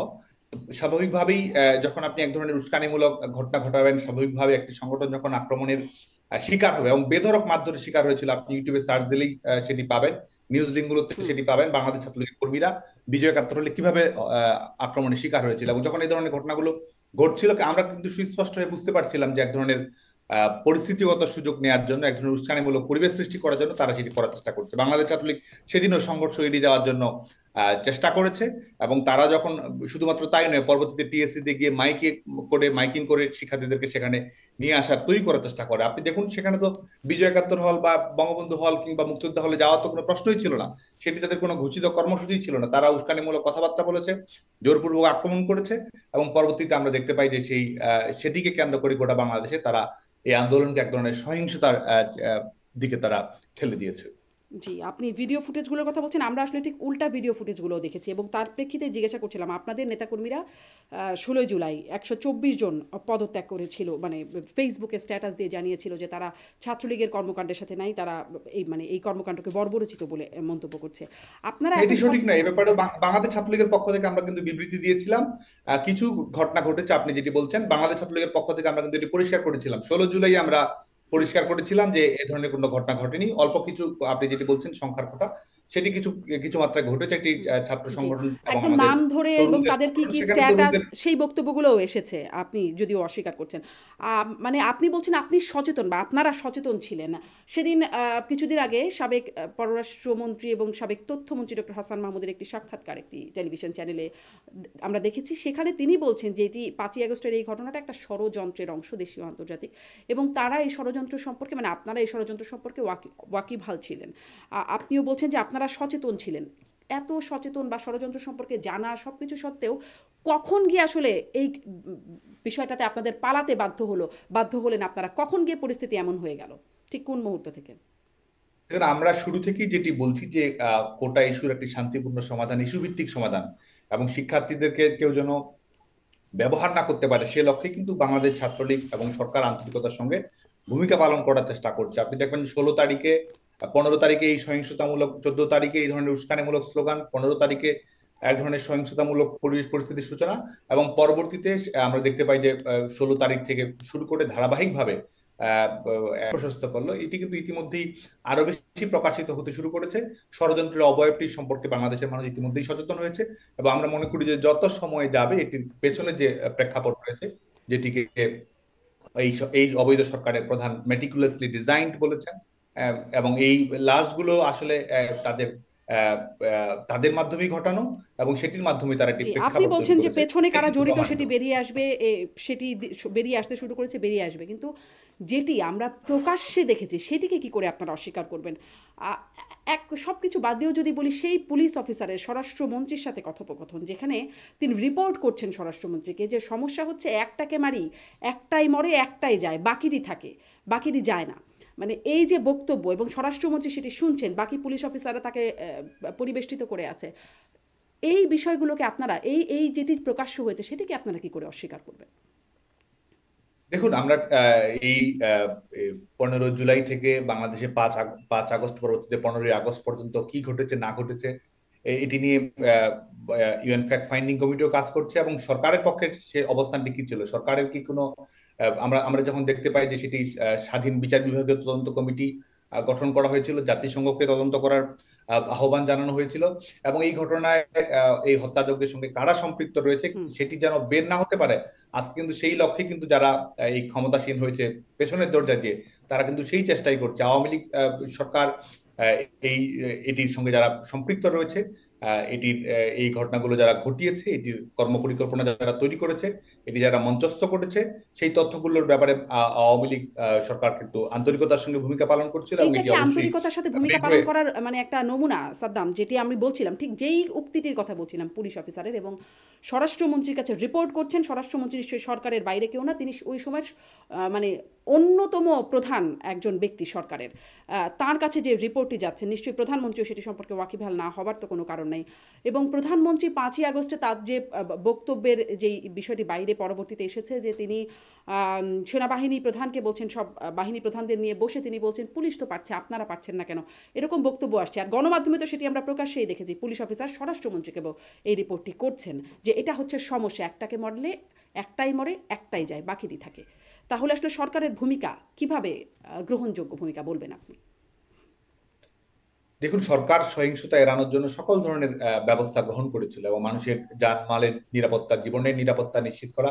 আমরা সুস্পষ্টভাবে বলছি, এই হত্যাকাণ্ডগুলোর সঙ্গে যারা সম্পৃক্ত রয়েছে তারাই কিন্তু আজকে ক্ষমতা দখল করেছে, এবং এটি এটি তো 5ই আগস্টের প্রেক্ষিতে সরকারকে, 5ই আগস্টের প্রেক্ষিতে তো সরকারকে উৎখাত করা হয়েছে। তো স্বাভাবিকভাবে সরকারের যে আইনানুগ প্রক্রিয়া, বিচারিক প্রক্রিয়া, তদন্তের প্রক্রিয়া, সেগুলো তো বের হয়ে আসার সুযোগ আর হয়নি। বরং এই সরকার ক্ষমতায় এসে কি করছে, আপনি তো সেটি অবলোকন করবেন, যে সরকার কি বিচারিক প্রক্রিয়া বা এই বিষয়টির প্রকৃত তথ্য উন্মোচিত হোক সেটি চাচ্ছে। এই সরকার যদি সেটিই চাইতো, যেটি আহ, এই অবৈধ সরকারের প্রধান যখন ঘোষণা দিল যে সকল প্রক্রিয়া বিচারিক আওতায় হুম। নিয়ে আসা হবে, তিনি যখন নিউ ইয়র্কে একটি সাক্ষাৎকারে বললেন। পরবর্তীতে আমরা দেখতে পেলাম যে এই ঘটনাকে এক ধরনের ইন্ডেমনিটি প্রদান করা হচ্ছে। যারা এটি হত্যাকাণ্ডের সঙ্গে সম্পৃক্ত, যারা আন্দোলনকারী, যারা এই ধরনের ঘটনাগুলো ঘটিয়েছে, তাদেরকে আপনি বিচারিক আওতায় নিয়ে আসতে পারবেন না, কোনো আইনগত প্রশ্ন তাদের তুলতে পারবেন না, কোনো আদালতে তারা এই বিষয়ে প্রশ্ন তোলা যাবে না। তো এই হচ্ছে বাংলাদেশের বাস্তবতা। আপনি সরকারিভাবে আপনি জি প্রজ্ঞাপন দিচ্ছেন, সরকারিভাবে জি আপনি জি নির্ধারণ করে সাদ্দাম, দিচ্ছেন এই যে কাদের প্রশ্নটি নিয়ে বিচারে আমি কি আমি করা আমার যাবে। যখনই সুযোগ হয়েছে যে কিভাবে ইন্ডেমনিটি দেওয়া হয়, সেটা আমি এই সরকারের যারা ব্যক্তিত্ব আছেন বা এই সরকারপন্থী যারা আছেন তাদেরকে আমি বারবার এই বিষয়টা নিয়ে জিজ্ঞাসা করছি যে এই ইন্ডেমনিটিটা কিভাবে বা কতটুকু যৌক্তিক হয়। কিন্তু আপনি বলবেন আপনাদের সময় যে সরকার ছিল সেই সরকারের ভূমিকাটা কিভাবে আপনারা গ্রহণযোগ্য মনে করছেন। আমি বারবার বলছিলাম সেই উক্তিটির কথা, আমি বলছি পুলিশ ভ্যান থেকে কিভাবে ফেলে দেওয়া হচ্ছে, পুলিশ কিভাবে ভ্যান দিয়ে পিষে মারছে মানুষকে, এই ধরনের ভিডিও তো সেই সময়, মানে সেই সময় গণমাধ্যমে সেই আমরা সময়ের দেখেছি। ভিডিওতেও আপনি সেটি দেখতে পাবেন যে পুলিশের আমাদের বিশেষ করে বাংলাদেশে কয়টি থানা আক্রমণের শিকার হয়েছে, পুলিশকে কিভাবে পিটিয়ে মারা হয়েছে, এটা ঝুলিয়ে পরবর্তী মারা ঘটনা, হয়েছে। এটা একটি পরবর্তী ঘটনা সাদ্দাম, একটি হ্যাঁ, একটি থানার নিন্দনীয় অভ্যন্তরীণ ঘটনা ঘটেছে। পরবর্তী ঘটনা নয়, এটি একটি পরবর্তী ঘটনা নয়, এটি পূর্ববর্তী ঘটনাই। কিভাবে থানার অভ্যন্তরে একই দিনে একই সঙ্গে 13 জন পুলিশকে নির্মমভাবে হত্যা করা হয়েছে, পুড়িয়ে দেওয়া হয়েছে। গোটা বাংলাদেশ ব্যাপী কিন্তু এই ধ্বংসযজ্ঞ কায়েম হয়েছে। এবং শুধু তাই নয়, আপনি দেখবেন যে 5 আগস্ট পরবর্তী সময়ে আদালত বিশেষ হুম কারাগার থেকে যেভাবে সন্ত্রাসীদেরকে মুক্তি দেওয়া হয়েছে, আন্ডারওয়ার্ল্ডের যারা মাফিয়া, যারা শীর্ষ সন্ত্রাসী, যারা বিভিন্ন অপরাধে অভিযুক্ত, বিভিন্ন অপরাধে যারা দণ্ডপ্রাপ্ত, তাদেরকে কিভাবে 5 আগস্টের পরবর্তী পর্যায়ে তাদেরকে মুক্তি দেওয়া হয়েছে, বিভিন্ন জঙ্গিবাদী সংগঠনগুলোর সঙ্গে যারা সম্পৃক্ত ছিল তাদেরকে কিভাবে মুক্তি দেওয়া হয়েছে, এটা তো 5 আগস্টের পরবর্তী প্রেক্ষাপট। জি তো সাদ্দাম, দুটো এগুলো তো মেলালেই 5 আগস্টের পরবর্তী প্রেক্ষাপট, এগুলো নিয়ে অনেক আলোচনা আছে, সমালোচনাও আছে, নিন্দাও আছে। আমি বলছি যে যেই পরিস্থিতির কারণে আপনাদের এমন পরিণতি হলো সেটি নিয়ে কি আপনারা বিশ্লেষণ করেন যে এই সরকার, আপনি বলছেন পরবর্তী সরকারের ভূমিকা দেখেন, ইন্ডেমনিটি দেখেন, হ্যাঁ সেগুলো আমরা দেখছি, কিন্তু তার আগে সেই সময় স্বরাষ্ট্রমন্ত্রী না কি না, ভূমিকা পরবর্তী নিলেন? সরকারের ভূমিকা দিয়েই তো আপনি বর্তমান অবস্থা, পরবর্তী সরকার তো আর নতুন কোনো কিছু নিয়ে উদ্যোগ গ্রহণ করছে না। এই যে ইন্ডেমনিটি দিচ্ছে, এই যে আসামিরা মুক্তি পাচ্ছে, এটি তো পরবর্তী সরকারের পরবর্তী কোনো বিষয় নিয়ে প্রতিক্রিয়া নয়, এটি তো পরবর্তী সরকারের পূর্ববর্তী একটি বিষয় নিয়ে প্রতিক্রিয়া। তো এটির মাধ্যমে তো কি ঘটনা ঘটিয়েছে সেটি আপনি একটি ব্যাখ্যা অবশ্যই এখান থেকে সুস্পষ্টভাবে তৈরি হয়। জি, কিন্তু কিন্তু সেই সময় যেই বিষয়গুলো হলো সেগুলোর ব্যাখ্যা কি মানে গ্রহণযোগ্য হয় না, স্পষ্ট হয় না? সেই সময় সেই মানুষ, সময়ের সেই ব্যাখ্যাই তো সময় বর্তমান মানুষ সরকার যা দিচ্ছে। দেখেছে, না সেটি তো এখন আপনি বলছেন যে ইন্ডেমনিটি দিচ্ছে, সেটির একটা সমালোচনা আছে। কিন্তু সেই সময় যা দেখেছে, যা সেটি দেখে আসলে সমালোচনা, আপনি ইন্ডেমনিটি বলছেন কেন দেওয়া ষড়যন্ত্র। হচ্ছে, ইন্ডেমনিটি কেন দেওয়া হচ্ছে, তারা অভিযুক্ত, এটি প্রমাণিত, তারা এ গণ কারণে তো অভ্যুত্থানের ইন্ডেমনিটি ফলে দেওয়া সেই হচ্ছে। সরকারটা এসেছে, গণ অভ্যুত্থানের ফলে সেই সরকারটা এসেছে, অতএব গণ অভ্যুত্থানের পক্ষে যারা আছে তাদেরকে তারা ইন্ডেমনিটি দিচ্ছে, এরকম একটা ব্যাখ্যা তাদের আছে। কিন্তু ওই সময়ে যা হয়েছে, যার প্রেক্ষিতে আসলে সাধারণ মানুষের আবেগে লেগেছে, এবং শুধুমাত্র আপনি বলছেন মৌলবাদী শক্তি হয়তো ছিল, তারাও ছিল, কিন্তু তার বাইরে একদম আপামর জনতা যখন রাস্তায় নেমে আসলো, আপনারা কি এটি অনুভব করেছেন যে এই বিষয়গুলো, পুলিশের এই বক্তব্যগুলো বা এই কার্যকলাপগুলো, স্বরাষ্ট্রমন্ত্রীর এমন অবস্থান বা প্রধানমন্ত্রীর, তৎকালীন প্রধানমন্ত্রীর এমন অবস্থান এর পেছনে? না, সরকার সহিংসতা এড়ানোর জন্য সব ধরনের প্রচেষ্টা অব্যাহত রেখেছিল। এবং আমি সুস্পষ্টভাবে আমরা যেটি মনে করি, এবং ইতিমধ্যে এই সরকারের কর্মকাণ্ডে যেটি প্রমাণিত হয়েছে, এই মৃত্যুগুলোর দায়ভার তাদেরকেই বহন করতে হবে যারা এটির সঙ্গে সম্পৃক্ত। এবং এটি তো এই সরকার তো ডিক্লারেশনের মাধ্যমে সেটি প্রমাণ করছে, সরকার তো অপরাধীদের মুক্তি দেওয়ার মাধ্যমে সেটি হুম প্রমাণ করছে। এবং অনেক আন্দোলনকারী যারা পুলিশকে নির্মমভাবে হত্যাযজ্ঞের সঙ্গে যারা সম্পৃক্ত ছিল, তারা আজকে কোন সংগঠনের সঙ্গে সম্পৃক্ত, এই ধরনের অনেকগুলো প্রমাণ কিন্তু ইতিমধ্যেই সামনে এসেছে। এবং কতজন মানুষ মৃত্যুর শিকার হয়েছে, হত্যার শিকার হয়েছে, এবং এটির সঙ্গে কারা সম্পৃক্ত ছিল, এই পুরো প্রেক্ষাপটটি কিন্তু ইতিমধ্যেই পরিষ্কার হতে শুরু করেছে। বাংলাদেশ আওয়ামী লীগের সরকার বরং এই কোনো ধরনের সহিংসতার ঘটনা যেন না ঘটে সে ব্যাপারে আন্তরিকতার সঙ্গে ভূমিকা পালন করার চেষ্টা করছে। জি, আপনি যে বক্তব্যটা দিচ্ছেন, মানে দেশের অনেক নেতাকর্মী বা যারা আওয়ামী লীগের সমর্থক এমন অনেকের সাথে কথা বলা, বা এমনকি অন্য দলের তাদের সাথে অনেকের সাথে কথা বলার সুযোগ হয়। আপনাদের কোনো অনুতপ্ত না, মানে অনুতাপ বা রিগ্রেট আপনাদের মধ্যে কাজ করে না? এটা কি দেশের মানুষের জন্য খুব ভালো বার্তা দেয়? সেটি দেশের মানুষই নির্ধারণ করবে। দেশের মানুষের আজকে যেমন এক ধরনের টেন্ডার গ্রহণ করা হয়েছে, যে কোনো ঘটনা ঘটিয়ে দেশের মানুষের উপর চাপিয়ে দেওয়া হচ্ছে, ছাত্র জনতা এটি চায়, এ ধরনের একটি বয়ান আজকে তৈরি করা হচ্ছে। প্রত্যেকটি রাজনৈতিক দলের কর্মকাণ্ডে, বাংলাদেশ ছাত্রলীগের কর্মকাণ্ডও যদি দেখি, তো অবশ্যই ত্রুটি বিচ্যুতি থাকে, সীমাবদ্ধতা থাকে, হুম সেগুলো অতিক্রম করার প্রচেষ্টা থাকে। কিন্তু তার মানে এই নয় যে যেই দায় আমাদের নয় সেই দায় আমাদেরকে গ্রহণ করেই প্রমাণ করতে হবে যে আমাদের সদিচ্ছা রয়েছে। জি, মানে এই দায়টি আপনারা সেটি আসলে প্রশ্ন করছিলাম। আপনি অনেক কিছু বলছেন কিন্তু সেই দায়টি আপনারা এড়াবেন কি করে? এই সরকারের উপর দায় দিচ্ছেন, দিলেন আপনারা সেই দায়টা। কিন্তু আপনাদের যেই দায়টি, আপনাদের সময় পুলিশ যেই ভূমিকা নিল, যেই বক্তব্যগুলো আসলো, যেই ভিডিওগুলো দেখলাম, সেগুলোর দায় আসলে আপনারা কিভাবে এড়াবেন? এই যে দায় এড়াচ্ছেন, এটি আসলে আপনাদের নেতাকর্মীদের মধ্যেও খুব ভালো ভাইব দিচ্ছে কিনা? দেখুন, দায়ের আমি কিন্তু সুস্পষ্ট হয়ে বলছি, দায় এই যে ঘটনাগুলো ঘটেছে হুম, সেগুলোর মুখোমুখি হওয়ার জন্যই কিন্তু বিচার বিভাগীয় তদন্ত কমিটি গঠন করা হয়েছিল। সেগুলোর জন্যই কিন্তু আপনি জানেন যে জাতিসংঘকে তদন্ত করার আহ্বান জানানো হয়েছিল। তো স্বাভাবিক একটি আইনানুগ প্রক্রিয়ার মধ্যেই ছিল, সরকারের দায় ছিল বলেই তো সেগুলো একটি আইনানুগ প্রক্রিয়ার মধ্য দিয়ে তারা নিয়ে যাওয়ার চেষ্টা করেছে, প্রকৃত অপরাধীদের খুঁজে বের করে আইনানুগ প্রক্রিয়ায় নিয়ে আসার চেষ্টা করেছে। সরকারই তো সেই প্রচেষ্টাটি হুম, করেছে, বরং সেই জি। প্রকৃত অপরাধীদের বের করার প্রচেষ্টাকে ব্যাহত করার জন্যই যে পরবর্তী যে পদক্ষেপগুলো সেগুলো গ্রহণ করা হয়েছে। এখনো সরকারের বয়ানটা আপনি শুনবেন, একদম আইনানুগ প্রক্রিয়ায় সবকিছু করা হচ্ছে। সরকার ঠিক এই ভাষাটাই, আইনানুগ প্রক্রিয়ায় আইনের শাসন কায়েম করা, গণতন্ত্র কায়েম করা, এগুলোই এখনো আপনি কি বলছে। মনে করেন যে ইনডেমনিটি দেওয়া এক ধরনের আইনের শাসন? আপনি কি মনে করেন যে অপরাধীদের যে কারাগার থেকে মুক্তি দেওয়া হয়েছে না, এগুলো আইনের আপনি যদি শাসন? আমাকে ব্যক্তিগতভাবে জিজ্ঞাসা করেন, ইনডেমনিটি বিষয়টা আমার কখনোই কোনো সময় পছন্দের কিছু ছিল না। একটা ঘটনা ঘটলে সেটির বিচার করতে হবে, কিন্তু সেটির বাইরে আমরা যেটা দেখেছি সেটি আপনি কি করে অস্বীকার করছেন, আমি এই বিষয়টা ঠিক বুঝতে পারছি না।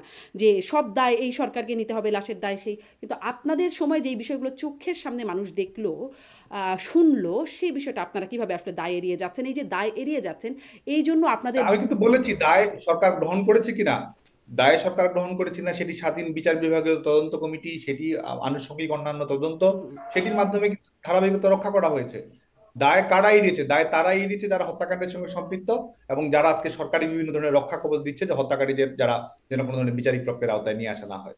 আপনাদের আম সেটি বলছে যে গণ অভ্যুত্থানের পক্ষের যারা আছে তাদের বিচারের পক্ষে না। কিন্তু পুলিশ যাদেরকে মারলো, যেই ভিডিওগুলো আমরা দেখলাম, তাদের তো জন্য তো আর দায় মুক্তি হয় নাই। সেই বিচারগুলোর কথা আমি আপনার কাছে জিজ্ঞাসা করছিলাম। যাই হোক, আপনি বলছেন এটি এই সরকারের দায়। আপনাদেরকে নিষিদ্ধ ঘোষণা করেছে, মানে বাংলাদেশ ছাত্রলীগকে একটা নিষিদ্ধ আ সংগঠন হিসেবে ঘোষণা করেছে। এর জন্য যে অভিযোগগুলো আপনাদেরকে দেয়া হচ্ছে যে আপনাদের এই ১৫ বছরে আপনাদের হত্যা, টেন্ডারবাজি, সিট মানে বাণিজ্য ইত্যাদি নানান রকম অভিযোগ আপনারা নিশ্চয়ই দেখেছেন সেই প্রজ্ঞাপনটি।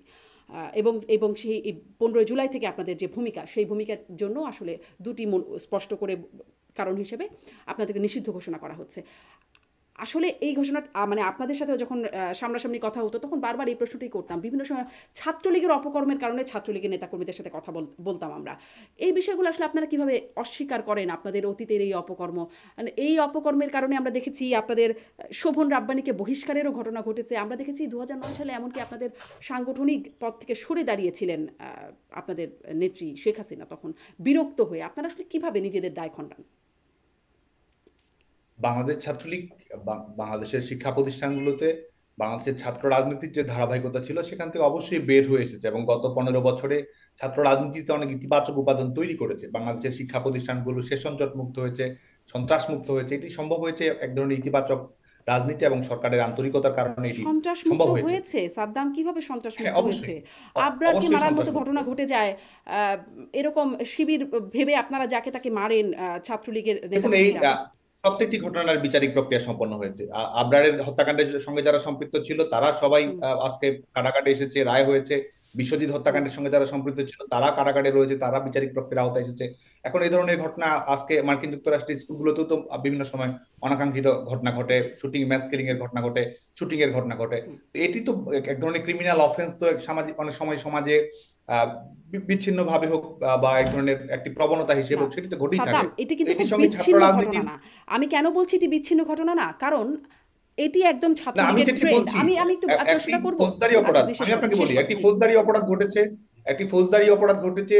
সেই ফৌজদারি অপরাধের ব্যাপারে সংগঠনের ভূমিকা কি? সংগঠন কি সেটিকে এন্ডোর্স করেছে? হুম। সংগঠন কি সেটিকে কোনো ধরনের প্রোটেকশন দেওয়ার চেষ্টা করেছে, না কোনো সাংগঠনিক সিদ্ধান্তে কোনো সন্ত্রাসের ঘটনা ঘটেছে? এই বিষয়টি দেখতে হবে। তো যে আপনি যে উদাহরণটি টেনে নিয়ে আপনি বলছেন এবং সেটির মাধ্যমে ছাত্র রাজনীতির বা ছাত্রলীগের সার্বিক একটি মানদণ্ড তৈরি করার চেষ্টা করছেন, তাহলে তো এই গোটা পৃথিবীতে যে ঘটনাগুলো ঘটে সেটির দায় তো কোনো না কোনো রাজনৈতিক দলকে কোনো না কোনো ভাবে গ্রহণ করতে হয়। এত আমরা মোটা যেটি দাগে, বলছি, হ্যাঁ, সাদ্দাম, এত মোটা দাগে হ্যাঁ, বলবার কি সুযোগ আছে? আপনি বলছেন এগুলো বিচ্ছিন্ন ঘটনা এবং প্রত্যেকটি ঘটনায় বিচারের আওতায় আনা হচ্ছে। হ্যাঁ, আমরা দেখেছি আসলে এই বিশ্বজিৎ হত্যাকাণ্ডের বিচারের মুখোমুখি হয়েছে, বা আবরার হত্যাকাণ্ডের সেটিকেও বিচারের মুখোমুখি করা হয়েছে। কিন্তু বিচ্ছিন্ন ঘটনা আমরা কিভাবে বলবো? কারণ আপনারা বলছেন আপনি কি সংগঠন হিসাবে, হ্যাঁ, সংগঠন হিসেবে আমরা দেখেছি ছাত্রলীগ স্লোগান দেয়, একটা শিবির ধরো, ধৈরা ধৈরা জবাই করো, এটা ছাত্রলীগ স্লোগান দিয়েছে। এবং বিশ্বজিৎ হত্যাকাণ্ডের ঘটনা ঘটলো, তখনও শিবির সন্দেহে মারা হলো। আবরার হত্যাকাণ্ডের ঘটনা ঘটলো, তখনও শিবির সন্দেহে মারা হলো। এরকম ছাত্রলীগের নেতাকর্মীরা বিভিন্ন সময় যারা মারা যাচ্ছে তাদের খবরগুলো আসছে, বিচার হচ্ছে। এরকম অনেক খবর আমরা দেখতে পাই যে ছাত্রলীগের নেতাকর্মীরা শিবির সন্দেহে ছাত্রদেরকে পেটাচ্ছে। যারা ছাত্র আছে তাদের কাছ থেকেও এই ঘটনা আমরা শুনতে পাই। মানে এটা তো কোনো বিচ্ছিন্ন বিষয় না। শিবির মানে মারতে হবে, এরকম একটা দায়িত্ব তো আপনাদের মধ্যে কোনোভাবে অর্পিত হয়ে গেছিল কিনা? সেই দায়িত্ব আমরা কখনো গ্রহণ করিনি। সেটি তো আইন শৃঙ্খলা, কেউ কোনো ক্রিমিনাল অফেন্সের সঙ্গে সম্পৃক্ত হলে সেটি আইন শৃঙ্খলা রক্ষাকারী বাহিনী দেখার বিষয়, বিশ্ববিদ্যালয় প্রশাসন রয়েছে, তারা দেখবে। আপনি যে উদাহরণগুলো বলছেন এ ধরনের হত্যাকাণ্ডগুলো ঘটেছে, সেগুলো বিচারিক প্রক্রিয়ার আওতায় এসেছে। বাংলাদেশের ছাত্র রাজনীতির বাস্তবতা বাংলাদেশে কি ছিল সেই বিষয়টিও কিন্তু বিবেচনা করার প্রয়োজন রয়েছে। আজকে ছেলে মেয়েদের লেখাপড়া শেষ করতে 4 বছরের জায়গায় 8 বছর লাগতো। শিক্ষা প্রতিষ্ঠানগুলোতে যখন তখন অনির্দিষ্টকালে ছুটির ঘন্টা নেমে আসতো। শিক্ষা প্রতিষ্ঠান যতটা না শিক্ষাঙ্গন ছিল তার চেয়ে অনেক বেশি রণাঙ্গন ছিল। এই ছিল বাংলাদেশের বিশ্ববিদ্যালয়গুলোর বাস্তবতা। 15 বছরে ছাত্র রাজনীতিতে একেবারে স্থায়ী সমাধান ঘটে গেছে সেটি কিন্তু আমরা বলছি না। আমরা আমাদের যেসব অনাকাঙ্ক্ষিত ঘটনা ঘটেছে ছাত্র রাজনীতির পরিবেশ নিয়ে আমাদের যে ধরনের অভাব, অভিযোগ, অভিমান রয়েছে, সেগুলো তো রয়েছেই। সেগুলো অতিক্রম করার সুযোগ সবসময় থাকে। সেই চ্যালেঞ্জ ছাত্র সংগঠন সবসময় গ্রহণ করে। কিন্তু মোটা দাগে যদি আমরা বলি, সবসময় বাংলাদেশ ছাত্রলীগ শিক্ষার্থীদের, বিশেষ করে ক্যাম্পাসের একাডেমিক এনভায়রনমেন্টে যেন সুন্দর থাকে, ছাত্র রাজনীতি যেন পজিটিভ কাজের একটি কম্পিটিশনে পরিণত হয়, শিক্ষার্থীদের এক ধরনের পাওয়ার পলিটিক্সের জায়গায় পলিসি পলিটিক্সের যেন চর্চা হয়, শিক্ষার্থীরা যেন ইতিবাচক ছাত্র রাজনীতির সুযোগ সুবিধার মধ্য দিয়ে থাকে, ছাত্র সংসদ নির্বাচন কে কেন্দ্র করে হোক, আনুষঙ্গিক সামাজিক সাংস্কৃতিক কর্মকাণ্ডের মধ্য দিয়ে হোক, স্পোর্টস অ্যাক্টিভিটিজের মাধ্যমে হোক, বিতর্ক সামাজিক সাহিত্য সাংস্কৃতিক কর্মকাণ্ডের মধ্য দিয়ে হোক, বাংলাদেশ ছাত্রলীগ সেই লক্ষ্যে কিন্তু কর্মকাণ্ড পরিচালনা করার চেষ্টা জি, করেছে। শিবির বিষয়ে আপনাদের আসলে এমন বিষয়টি মোটেই এমন না যে আমি খুব সেই বিষয়ে সিম্পাথাইজ হয়ে প্রশ্নটি করছি, কিন্তু শিবির বিষয়ে আপনাদের আহ, আপনাদের নীতি কি ছিল? দেখুন, এই সংগঠনটি, যে সংগঠনটির আপনি কথা বলছেন, এটি তো যুদ্ধাপরাধের দায়ে সম্পৃক্ত, মানবতা বিরোধী অপরাধের দায়ে সম্পৃক্ত। মুক্তিযুদ্ধ চলাকালীন সময় তাদের ভূমিকা, এটি তো অবশ্যই বাংলাদেশের নতুন প্রজন্মের সামনে নতুন করে বলার কিছু না। এবং শুধু তাই নয়, আমাদের স্বাধীনতা পরবর্তী সময়েও সন্ত্রাসবাদী কর্মকাণ্ড পরিচালনা করা, মৌলবাদী কর্মকাণ্ড পরিচালনা করা, ধর্মান্ধ কর্মকাণ্ড পরিচালনা করা, প্রতিক্রিয়াশীল কর্মকাণ্ড পরিচালনা করা, এবং এই সংগঠনের ঘোষিত লক্ষ্যই তো আমরা যে ধরনের সাংবিধানিক অঙ্গীকার চাই, একটি রাজনৈতিক বিরোধ, রাজনৈতিক প্রতিযোগিতা, সেটা তো থাকবেই। এই সংগঠনের ঘোষিত অঙ্গীকার, এই সংগঠনের ঘোষিত অঙ্গীকারকে আমাদের যে সাংবিধানিক অঙ্গীকার, একটি উদার গণতান্ত্রিক ধর্মনিরপেক্ষ মানবিক মূল্যবোধ সম্পন্ন রাষ্ট্র প্রতিষ্ঠা করা, বা সাংবিধানিক কাঠামোকে অক্ষুণ্ণ রেখে রাজনৈতিক কর্মকাণ্ড পরিচালনা করা, না এই সংগঠনের লক্ষ্য হচ্ছে সংগঠনকে খোল নলচে বদলে দিয়ে তাদের যে ধর্মান্ধ রাজনীতি রয়েছে সেটি পুনঃস্থাপিত করা। তো এই বৃহত্তর পরিপ্রেক্ষিত থেকে, এবং যেহেতু বাংলাদেশের স্বাধীনতার বিরোধিতার সঙ্গে তাদের সরাসরি সম্পৃক্ততা রয়েছে, আমাদের এই স্বাধীনতা আন্দোলনের সময় তাদের যে যে ধরনের সশস্ত্র কর্মকাণ্ড বাংলাদেশের জনগণের বিরুদ্ধে, সে ব্যাপারে সুস্পষ্ট হতে আসবে। জি, তারা রাষ্ট্রীয় আইনের আওতায় আসার আগেই মানে আপনাদের কাছে একটা আইনের আওতায় চলে আসতো, সেটাই আমরা বরাবর দেখে আসছি, আলোচনাও হয়েছে এই বিষয়ে। এবং একই একই রকম ঘটনা বারবার ঘটেছে। তারপরে যেগুলোর মারা গেছে সেগুলো বিচারের আওতায় আসতে আমরা দেখেছি। সাদ্দাম, আপনি বলেছেন যে মানে আপনার বক্তব্যে যে একদিন যাবে, 2 দিন যাবে, 3 দিন যাবে, 4 দিন যাবে, 5 দিন যাবে, ছাত্রলীগ থাকবে, সব কিছু মনে রাখা হবে। এই মনে রেখে আপনাদের আসলে তারপরে কি মনে রেখে আপনারা কি করছেন, কি পরিকল্পনায় আছেন? তো এটি তো প্রমাণ করে, বিশেষ করে আপনি এই বক্তব্যটি আমি দিয়েছি সম্ভবত 16 জুলাই সম্ভবত, এবং তার আগে ঢাকা বিশ্ববিদ্যালয় ক্যাম্পাসে যদি আপনি দেখেন, আজকে দেখুন আপনি একটি সরকার উৎখাত হয়েছে, এবং সেই ফ্রেম থেকেই আপনি পুরো বিষয়টিকে লক্ষ্য করছেন, এবং এটি এক ধরনের বৈধতা দেওয়া, সেই দৃষ্টিভঙ্গি থেকে, সেই লেন্স থেকে আপনি ঘটনাটিকে ব্যাখ্যা করার চেষ্টা করছেন। 16 তারিখের বাস্তবতা যদি বাংলাদেশে দেখেন, 14 তারিখে ঢাকা বিশ্ববিদ্যালয়ের আবাসিক হলগুলোতে, 14 তারিখে যখন অনাকাঙ্ক্ষিত ঘটনা সবেমাত্র শুরু হওয়ার চেষ্টা করেছে, উস্কানিমূলক পরিস্থিতি তৈরি করার চেষ্টা করা হয়েছে, ঢাকা বিশ্ববিদ্যালয়ের ছাত্রলীগের নেতাকর্মীদের আবাসিক কক্ষগুলোতে সেদিন ভাঙচুর চালানো হয়েছে, ছাত্রলীগের নেতাকর্মীদের উপরে আঘাত করা হয়েছে, চট্টগ্রামে আঘাত করা হয়েছে, ছাদ থেকে বাংলাদেশ ছাত্রলীগের কর্মীদেরকে নির্মমভাবে ফেলে দেওয়া হয়েছে। এই ঘটনাগুলো কিন্তু আগেই ঘটছিল, যখন রংপুরে যে মৃত্যুর বেদনাদায়ক মৃত্যুর ঘটনাটি ঘটে তার পূর্বেই কিন্তু এই ঘটনাগুলো ঘটছিল।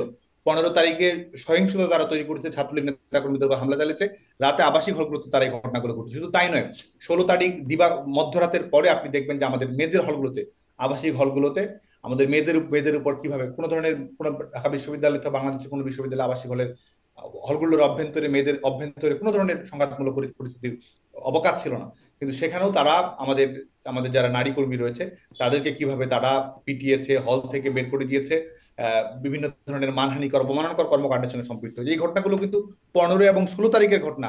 আপনি যে পরবর্তীকালে যে যে অনাকাঙ্ক্ষিত ঘটনাগুলোর কথা বলছেন, তখনও কিন্তু এটির সূচনা হয়নি। এবং 16 তারিখ সকালবেলাও আপনাদের আমাদের সরকার ক্ষমতায় আছে, নেতাকর্মীদের, আপনাদের পুলিশ, আমি শেষ আপনাদের আইন করছি। শৃঙ্খলা বাহিনী, আর আপনারা এত অসহায় আমরা তো একটি নির্যাতিত ছাত্র হয়ে গেলেন। সংগঠন, আমরা তো একটি ছাত্র সংগঠন, আমরা তো আর সরকারি ভাবে কোনোভাবে সম্পৃক্ত নই। আমরা বাংলাদেশ ছাত্রলীগ একটি ছাত্র সংগঠন, শিক্ষার্থীদের প্রতিনিধিত্ব। আমি শেষ করছি। সরকারিভাবে সংঘ সেই মানে আছে তো, আপনারা আমি তো। শেষ করছি, আচ্ছা, শেষ আমি শেষ করেন, করছি, শেষ করেন। আমি শেষ করছি। সেটি হচ্ছে যে সেদিনই সেই আপনি যে 16 তারিখ বিকেলের বক্তব্যের কথা বলছেন, তার আগেই আমাদের ঢাকা বিশ্ববিদ্যালয়ের আবাসিক হলগুলোতে কমপক্ষে পরবর্তীকালে বিশ্ববিদ্যালয়ের প্রশাসন সেটি নিয়ে তদন্ত করেছে। প্রত্যেকটি আবাসিক হলেই কমপক্ষে 40 থেকে 50টি রুম কক্ষ ভাঙচুর করা হয়েছে।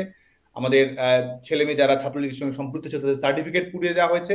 অনেক ছেলে মেয়েকে যারা রয়েছে তারা 4 তলা, 5 তলা, 6 তলা থেকে ফেলে দেওয়া হয়েছে।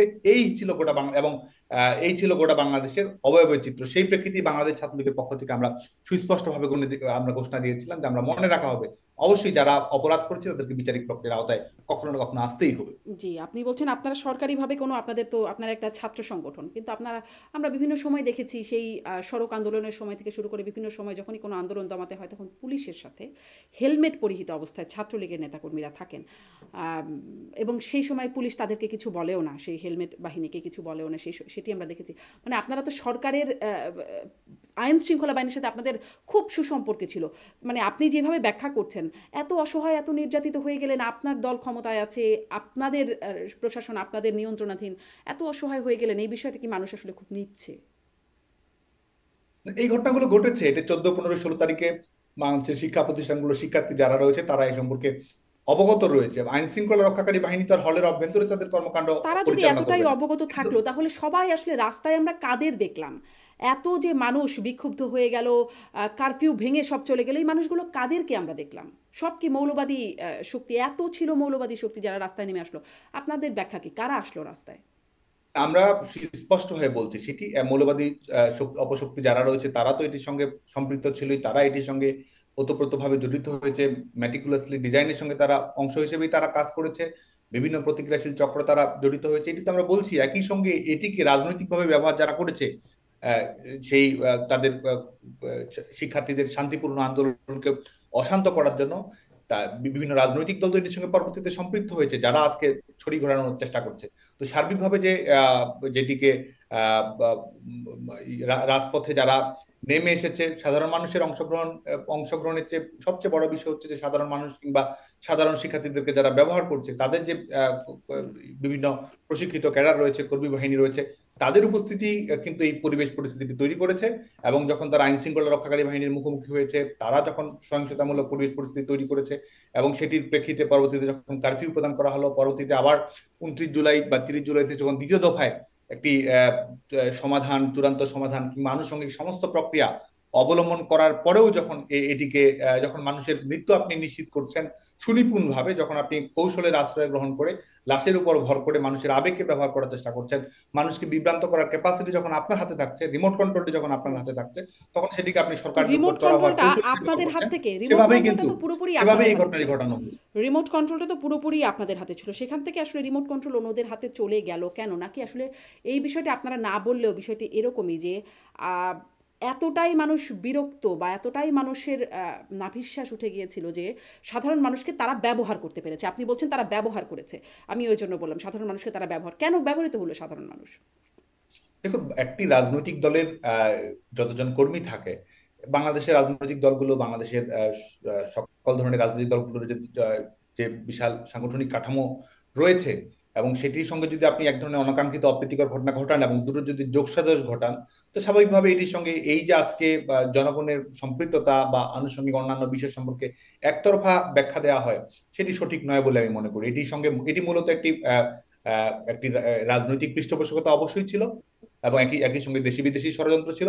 সেটির মাধ্যমে শিক্ষার্থীদেরকে ব্যবহার করা হয়েছে, এটি যেমন সত্য, এবং একই সঙ্গে রাজনৈতিক যে অপশক্তিটি রয়েছে তাদের মূল উপস্থিতি আসলে পার্থক্য করে দিয়েছে বলে মনে করি। মানে এই ষড়যন্ত্রেই আপনারা কুপকার, আপনাদের রাষ্ট্রযন্ত্র, আপনাদের দলীয় সক্ষমতা সবকিছু এই ষড়যন্ত্রের কাছেই পরাজিত হলো শেষ পর্যন্ত।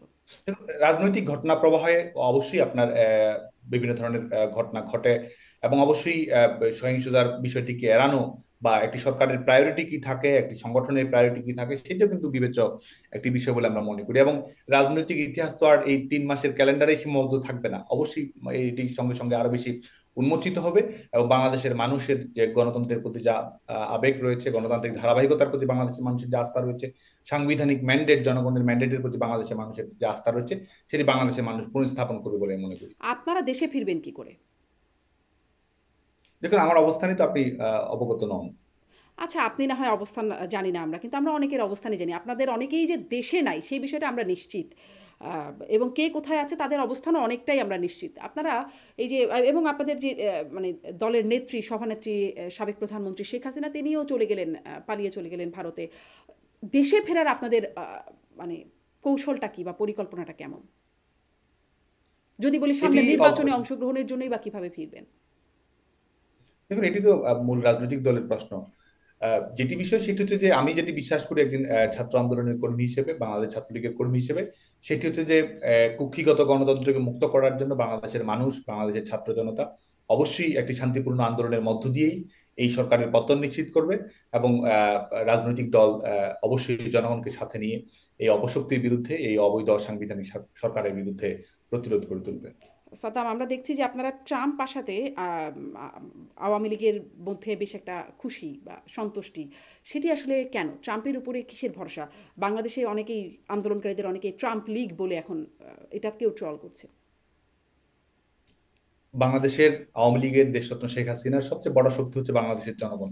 জনগণের ঐক্যবদ্ধ প্রতিরোধের মাধ্যমেই আমরা আমাদের কুক্ষিগত গণতন্ত্র হোক, আমাদের সাংবিধানিক কুক্ষিগত গণতন্ত্র থেকে মুক্ত করা হোক, সাংবিধানিক ধারাবাহিকতা হোক, জনগণের নির্বাচিত প্রতিনিধিত্বমূলক শাসন ব্যবস্থা, সেটিতে বাংলাদেশ প্রত্যাবর্তন করবে বলে আমরা দৃঢ়ভাবে বিশ্বাস করি। আন্তর্জাতিক রাজনীতির যে সমীকরণ, সেটি তো অবশ্যই আমরা মনে করি যে শেখ হাসিনার সরকারের যে সার্বিক গ্রহণযোগ্যতা, শেখ হাসিনা সরকারের আন্তর্জাতিক সূচকগুলো উত্তীর্ণ হওয়ার ক্ষেত্রে তার যে সাফল্য, সেটির প্রেক্ষিতে স্বাভাবিকভাবে বাংলাদেশ আওয়ামী লীগের সঙ্গে শেখ হাসিনার যে বৈশ্বিক নেতৃত্ব, সেটির প্রতি একটা আস্থার প্রতিফলন যে কোনোখানে ঘটবে বলে আমরা মনে করি। আচ্ছা, মানে বাইডেন প্রশাসন থাকলে সেই আস্থার জায়গাটা খুব হচ্ছিল না, যেটি ট্রাম্প প্রশাসন আসলে হবে বলে আপনারা মনে করেন? আমরা কিন্তু আবারও বলছি যে এটি, প্রথম কথা হচ্ছে যে জনগণই সংগঠনের সবচেয়ে বড় শক্তি এবং জনগণই এখানে নেতৃত্ব প্রদান করবে। পারিপার্শ্বিক রাজনৈতিক অবস্থা যাই ঘটুক না কেন, এই গণতান্ত্রিক আন্দোলনের বিজয় সুনিশ্চিত। এবং যারা অপশক্তি রয়েছে, যারা সাময়িকভাবে হয়তো মনে করছে তারা বিজয়ী হয়েছে, তারা আসলে বিজয়ী নয়, বরং গণতন্ত্রকে বিজয়ী করেই, জনগণের শক্তিতে, অভ্যন্তরীণ শক্তিতেই আমাদের জনগণ ঘুরে দাঁড়াবে, সংগঠন ঘুরে দাঁড়াবে এবং অপশক্তিকে মোকাবেলা করবে। সাদ্দাম, আপনি খুবই দারুণ সুবক্তা। আপনি আপনার বক্তব্যের মধ্যে আসলে অনেক কিছুই আমি খুঁজে পাচ্ছি না, যে যে প্রশ্নটা করছিলাম সেই প্রশ্নটা কোথায় চলে যাচ্ছে। আহ, আপনাদের পরিকল্পনার কথাটা আমি জানতে চাচ্ছিলেন। আপনি বলছেন বিচারিক প্রক্রিয়ার কথা। সাংগঠনিকভাবে আপনাদের কেমন পরিকল্পনা সামনে? বাংলাদেশ ছাত্রলীগ এই মুহূর্তে, আপনি জানেন যে গোটা দেশব্যাপী আমাদের নেতাকর্মীরা জুলুমের শিকার, নির্যাতনের শিকার, নিষ্পেষণের শিকার। আমরা যখন কথা বলছি, আমরা আপনার সঙ্গে আলোচনাতেও আমরা গিয়েছি। আপনি বলছেন বাংলাদেশ ছাত্রলীগের বিভিন্ন কর্মকাণ্ড নিয়ে আপনার সঙ্গে আলাপ আলোচনা হয়েছে। ঠিক এই সবসময় আসলে মুহূর্তে অপকর্ম বাংলাদেশে, নিয়েই আলোচনা হয়েছে। হ্যাঁ, সেটি আপনি আপনার ব্যাখ্যা দিয়েছেন, আমরা আমাদের ব্যাখ্যা দিয়েছি। হুম। জি। ছেলেমেয়েরাই বা আমাদের যারা দর্শক, তারাই সেটি নির্ধারণ করবে। এবং এই মুহূর্তে বাংলাদেশে কিন্তু কয়েক লক্ষ শিক্ষার্থী রয়েছে যারা তাদের পরীক্ষা কার্যক্রমে, শিক্ষা কার্যক্রমে অংশগ্রহণ করতে পারছে না, শুধুমাত্র একটি নির্দিষ্ট দলের কর্মী হওয়ার কারণে, সমর্থক হওয়ার কারণে, কিংবা দূরতম ভাবে সম্পৃক্ত সেটি হওয়ার কারণেই কিন্তু আজকে অনেকে স্বাভাবিক শিক্ষা কার্যক্রম পরিচালনা করতে পারছে না। বাংলাদেশের মেডিকেল কলেজগুলোতে শুধুমাত্র ছাত্রলীগের কর্মী হওয়ার কারণে, কিংবা শুধুমাত্র নির্দিষ্ট মত প্রকাশ কারণে, আজকে হয়তো তারা 4-5 বছর, 6 বছর লেখাপড়া শেষ করেছে, সেখান থেকে তাদের সার্টিফিকেট বাতিল করা হচ্ছে, তাদেরকে 5 বছর, 10 বছর বিভিন্ন মেয়াদে তারা শাস্তি প্রদান করা হচ্ছে। পরীক্ষা কেন্দ্রে কেউ যদি কখনো যায়ও, সেই পরীক্ষা কেন্দ্র থেকে তুলে নিয়ে তাদেরকে কিন্তু আইন শৃঙ্খলা রক্ষাকারী বাহিনীর হাতে তুলে দেওয়া হচ্ছে। কারো বিরুদ্ধে যদি মামলা নাও থেকে থাকে, অজ্ঞাতনামা মামলা তাদেরকে অন্তর্ভুক্ত করা হচ্ছে। এবং গোটা বাংলাদেশে ছাত্রলীগের, বিশেষ করে আপনি জানেন যে গোটা বাংলাদেশের সমস্ত আওয়ামী লীগের নেতাকর্মী, ছাত্রলীগের নেতাকর্মী, সহযোগী সংগঠনের নেতাকর্মী, সবারই বাড়িঘর পুড়িয়ে দেওয়া হয়েছে, জ্বালিয়ে দেওয়া হয়েছে, পরিবার হত্যাযজ্ঞের শিকার হয়েছে। এটি হচ্ছে গোটা বাংলাদেশের প্রেক্ষাপট। তো আমরা মনে করি যে এই মুহূর্তে আমাদের সামনে সবচেয়ে বড় যেটি প্রায়োরিটি, সবচেয়ে বড় যেটি চ্যালেঞ্জ, সেটি হচ্ছে যে আমাদের এই গণতান্ত্রিক সংগ্রাম। আমরা মনে করি যে এই অগণতান্ত্রিক অপশক্তি যেটি আমাদেরকে জবরদখল করে রেখেছে, গোটা বাংলাদেশকে কুক্ষিগত করে রেখেছে। আমরা মনে করি যে গোটা বাংলাদেশে আজকে এক ধরনের জল্লাদের উল্লাস মঞ্চে পরিণত হয়েছে, একটি মৃত্যু উপত্যকায় পরিণত হয়েছে বাংলাদেশ। এবং জনগণের, আপনি একটি সরকার গঠন করবেন, জনগণ আপনাকে ম্যান্ডেট প্রদান করবে, সেটির আলোকে আপনি সরকার গঠন করবেন, সরকারের জবাবদিহিতা থাকবে। এটি একটি প্রক্রিয়া, এটির মাধ্যমে আপনি জনগণকে ধর্তব্যের মধ্যে আনছেন কি আনছেন না সেটি প্রমাণিত হয়। তো সার্বিকভাবে আমাদের বর্তমান যে সংকটটি রয়েছে এটি গণতন্ত্রের সংকট, এবং বাংলাদেশ ছাত্রলীগের আগামী দিনে সমস্ত কর্মপ্রয়াস হচ্ছে যে এই গণতন্ত্র পুনরুদ্ধার, জি। সেই নির্বাচিত প্রতিনিধিদের কাছে ক্ষমতা গণতন্ত্র হস্তান্তর করতে হবে। পুনরুদ্ধার এই বাংলাদেশের, লক্ষ্যে সংগ্রাম করাই বাংলাদেশ জি, ছাত্রলীগ আগামী বাংলাদেশ দিনে মূল ছাত্রলীগের লক্ষ্য। আপনি প্রয়াসের কথা বলছেন, গণতন্ত্র পুনরুদ্ধার, গণতন্ত্রের পথে ফেরা। প্রকাশ্য রাজনীতিতে আপনি ফিরতে গেলে আপনার কি মনে হয় ইরাকের সাদ্দাম হোসেনের মতো কোনো পরিণতি, বর্তমান যে প্রেক্ষাপটের কথা আপনি উল্লেখ করছিলেন, সেরকম কোনো আশঙ্কা কি আপনি নিজে মনে কখনো করেন? মানে দেখুন, বাংলাদেশের আমরা সাদ্দাম কিন্তু হোসেন। বলছি যে আমরা এই সরকারের যে নিষেধাজ্ঞা, যারা সংবিধান গ্রহণ নিজেরাই মানে না, তারা যখন আইনের দোহাই দেয় সেটি আমাদের কাছে হাস্যকর মনে হয়। তারা, যারা বাংলাদেশে প্রতিক্রিয়াশীল উগ্রবাদী সংগঠনগুলো, তারা তাদের নিষেধাজ্ঞার আওতায় বাইরে নিয়ে এসেছে। এবং বাংলাদেশের স্বাধীনতা আন্দোলন, ভাষা আন্দোলন, গণতান্ত্রিক আন্দোলন, শুধু তাই নয়, বাংলাদেশের ছাত্র সমাজের বৃহত্তম অংশের প্রতিনিধিত্বকারী ছাত্র সংগঠন বাংলাদেশ ছাত্রলীগের যখন তারা নিষেধাজ্ঞার আওতায় নিয়ে আসে, বাংলাদেশ ছাত্রলীগের পক্ষ থেকে কিন্তু আমরা সুস্পষ্ট হয়ে বলেছি যে এটির কোনো গ্রাহ্যতা আমরা করি না, এটির কোনো আইনগত, নৈতিক, কোনো যৌক্তিক ভিত্তি আমাদের কাছে নেই। এই কারণে অপ্রকাশ্য কার্যক্রম বলে বাংলাদেশের কোনো কিছু, আমরা প্রকাশ্যেই সবকিছু করব। আমরা বাংলাদেশ এই অবৈধ সরকারের এই নিষেধাজ্ঞাকে আমরা থোড়াই কেয়ার করি, এবং বাংলাদেশ ছাত্রলীগ আগামী দিনে সুসংগঠিত হয়ে জি, কিন্তু পরিবর্তিত থোড়াই পরিস্থিতিতে কেয়ার করেও তো আসলে কর্মকাণ্ড। দাঁড়াতে পারছেন না আপনারা, এইটা তো বাস্তবতা। মানে থোড়াই কেয়ার কেয়ার না করেই বা কি হচ্ছে, কেয়ার তো করতেই হচ্ছে। বাংলাদেশ ছাত্রলীগ অবশ্যই কর্মসূচি পালন করছে। আজকেও মিছিল হয়েছে, এই 10 নভেম্বরও বাংলাদেশ ছাত্রলীগ কর্মীরা সমবেত হয়েছে। জোর জুলুম, তারা জুলুমের শিকার হয়েছে, নির্যাতনের শিকার হয়েছে, বিভিন্ন ধরনের যে পরিপ্রেক্ষিত ইতিমধ্যে আমরা বর্ণনা করেছি, এ ধরনের ঘটনাগুলো শিকার হয়েছে। কিন্তু তারপরেও বাংলাদেশ ছাত্রলীগ রুখে দাঁড়িয়েছে, এবং একটি রাজনৈতিক দলের কর্মকাণ্ড ধাপে ধাপে উত্তীর্ণ হয়।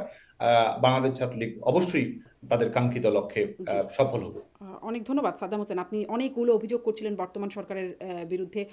সেই অভিযোগগুলো নিয়ে হয়তো সরকারের যারা আছেন তাদের সাথে যখন কথা বলার সুযোগ হয় সেইগুলো নিয়ে কথা বলব। এরকম ভুরি, ভুরি অভিযোগ আওয়ামী লীগ সরকারের আমলে আপনি নিশ্চয়ই শুনেছেন। আ আছে সংবিধান, আইনের ব্যত্যয় ঘটানো। সেই বিষয়গুলো নিয়ে আপনারা আসলে কখনো মানে আমি সেটাও একটু আগে জিজ্ঞাসা করছিলাম, আপনারা কখনো অনুতপ্ত কিনা? আপনারা কি মানে দেশবাসীর কাছে কোথাও কোনো জায়গায় ভুল হয়েছে, ক্ষমা চাইছেন, এরকম কোনো জায়গায় গিয়ে পৌঁছাবেন কিনা? দেখুন, একটি রাজনৈতিক দলের কর্মকাণ্ড তো একটি বৃহত্তর দৃষ্টিকোণের বিষয়। তো সংগঠনগুলো সবসময়ই একটা ধরনের প্রচেষ্টা থাকে গণমুখী থাকার, কিংবা সময়ের সঙ্গে আপ টু ডেট থাকার, কিংবা কোনো বিষয়ে থাকলে সংশোধনমূলক প্রক্রিয়া গ্রহণ করার। এটি তো একটি সংগঠনের জন্য একটি ধারাবাহিক প্রক্রিয়া। আর এই আহ, সরকার উৎখাতকে কেন্দ্র করে সার্বিক বিষয় আপনি যেটি বলছেন, সেটি তো আপনার একটি নিজস্ব মতামত থাকবেই, সংগঠনের নিজস্ব মতামত তো রয়েছে। আমাদের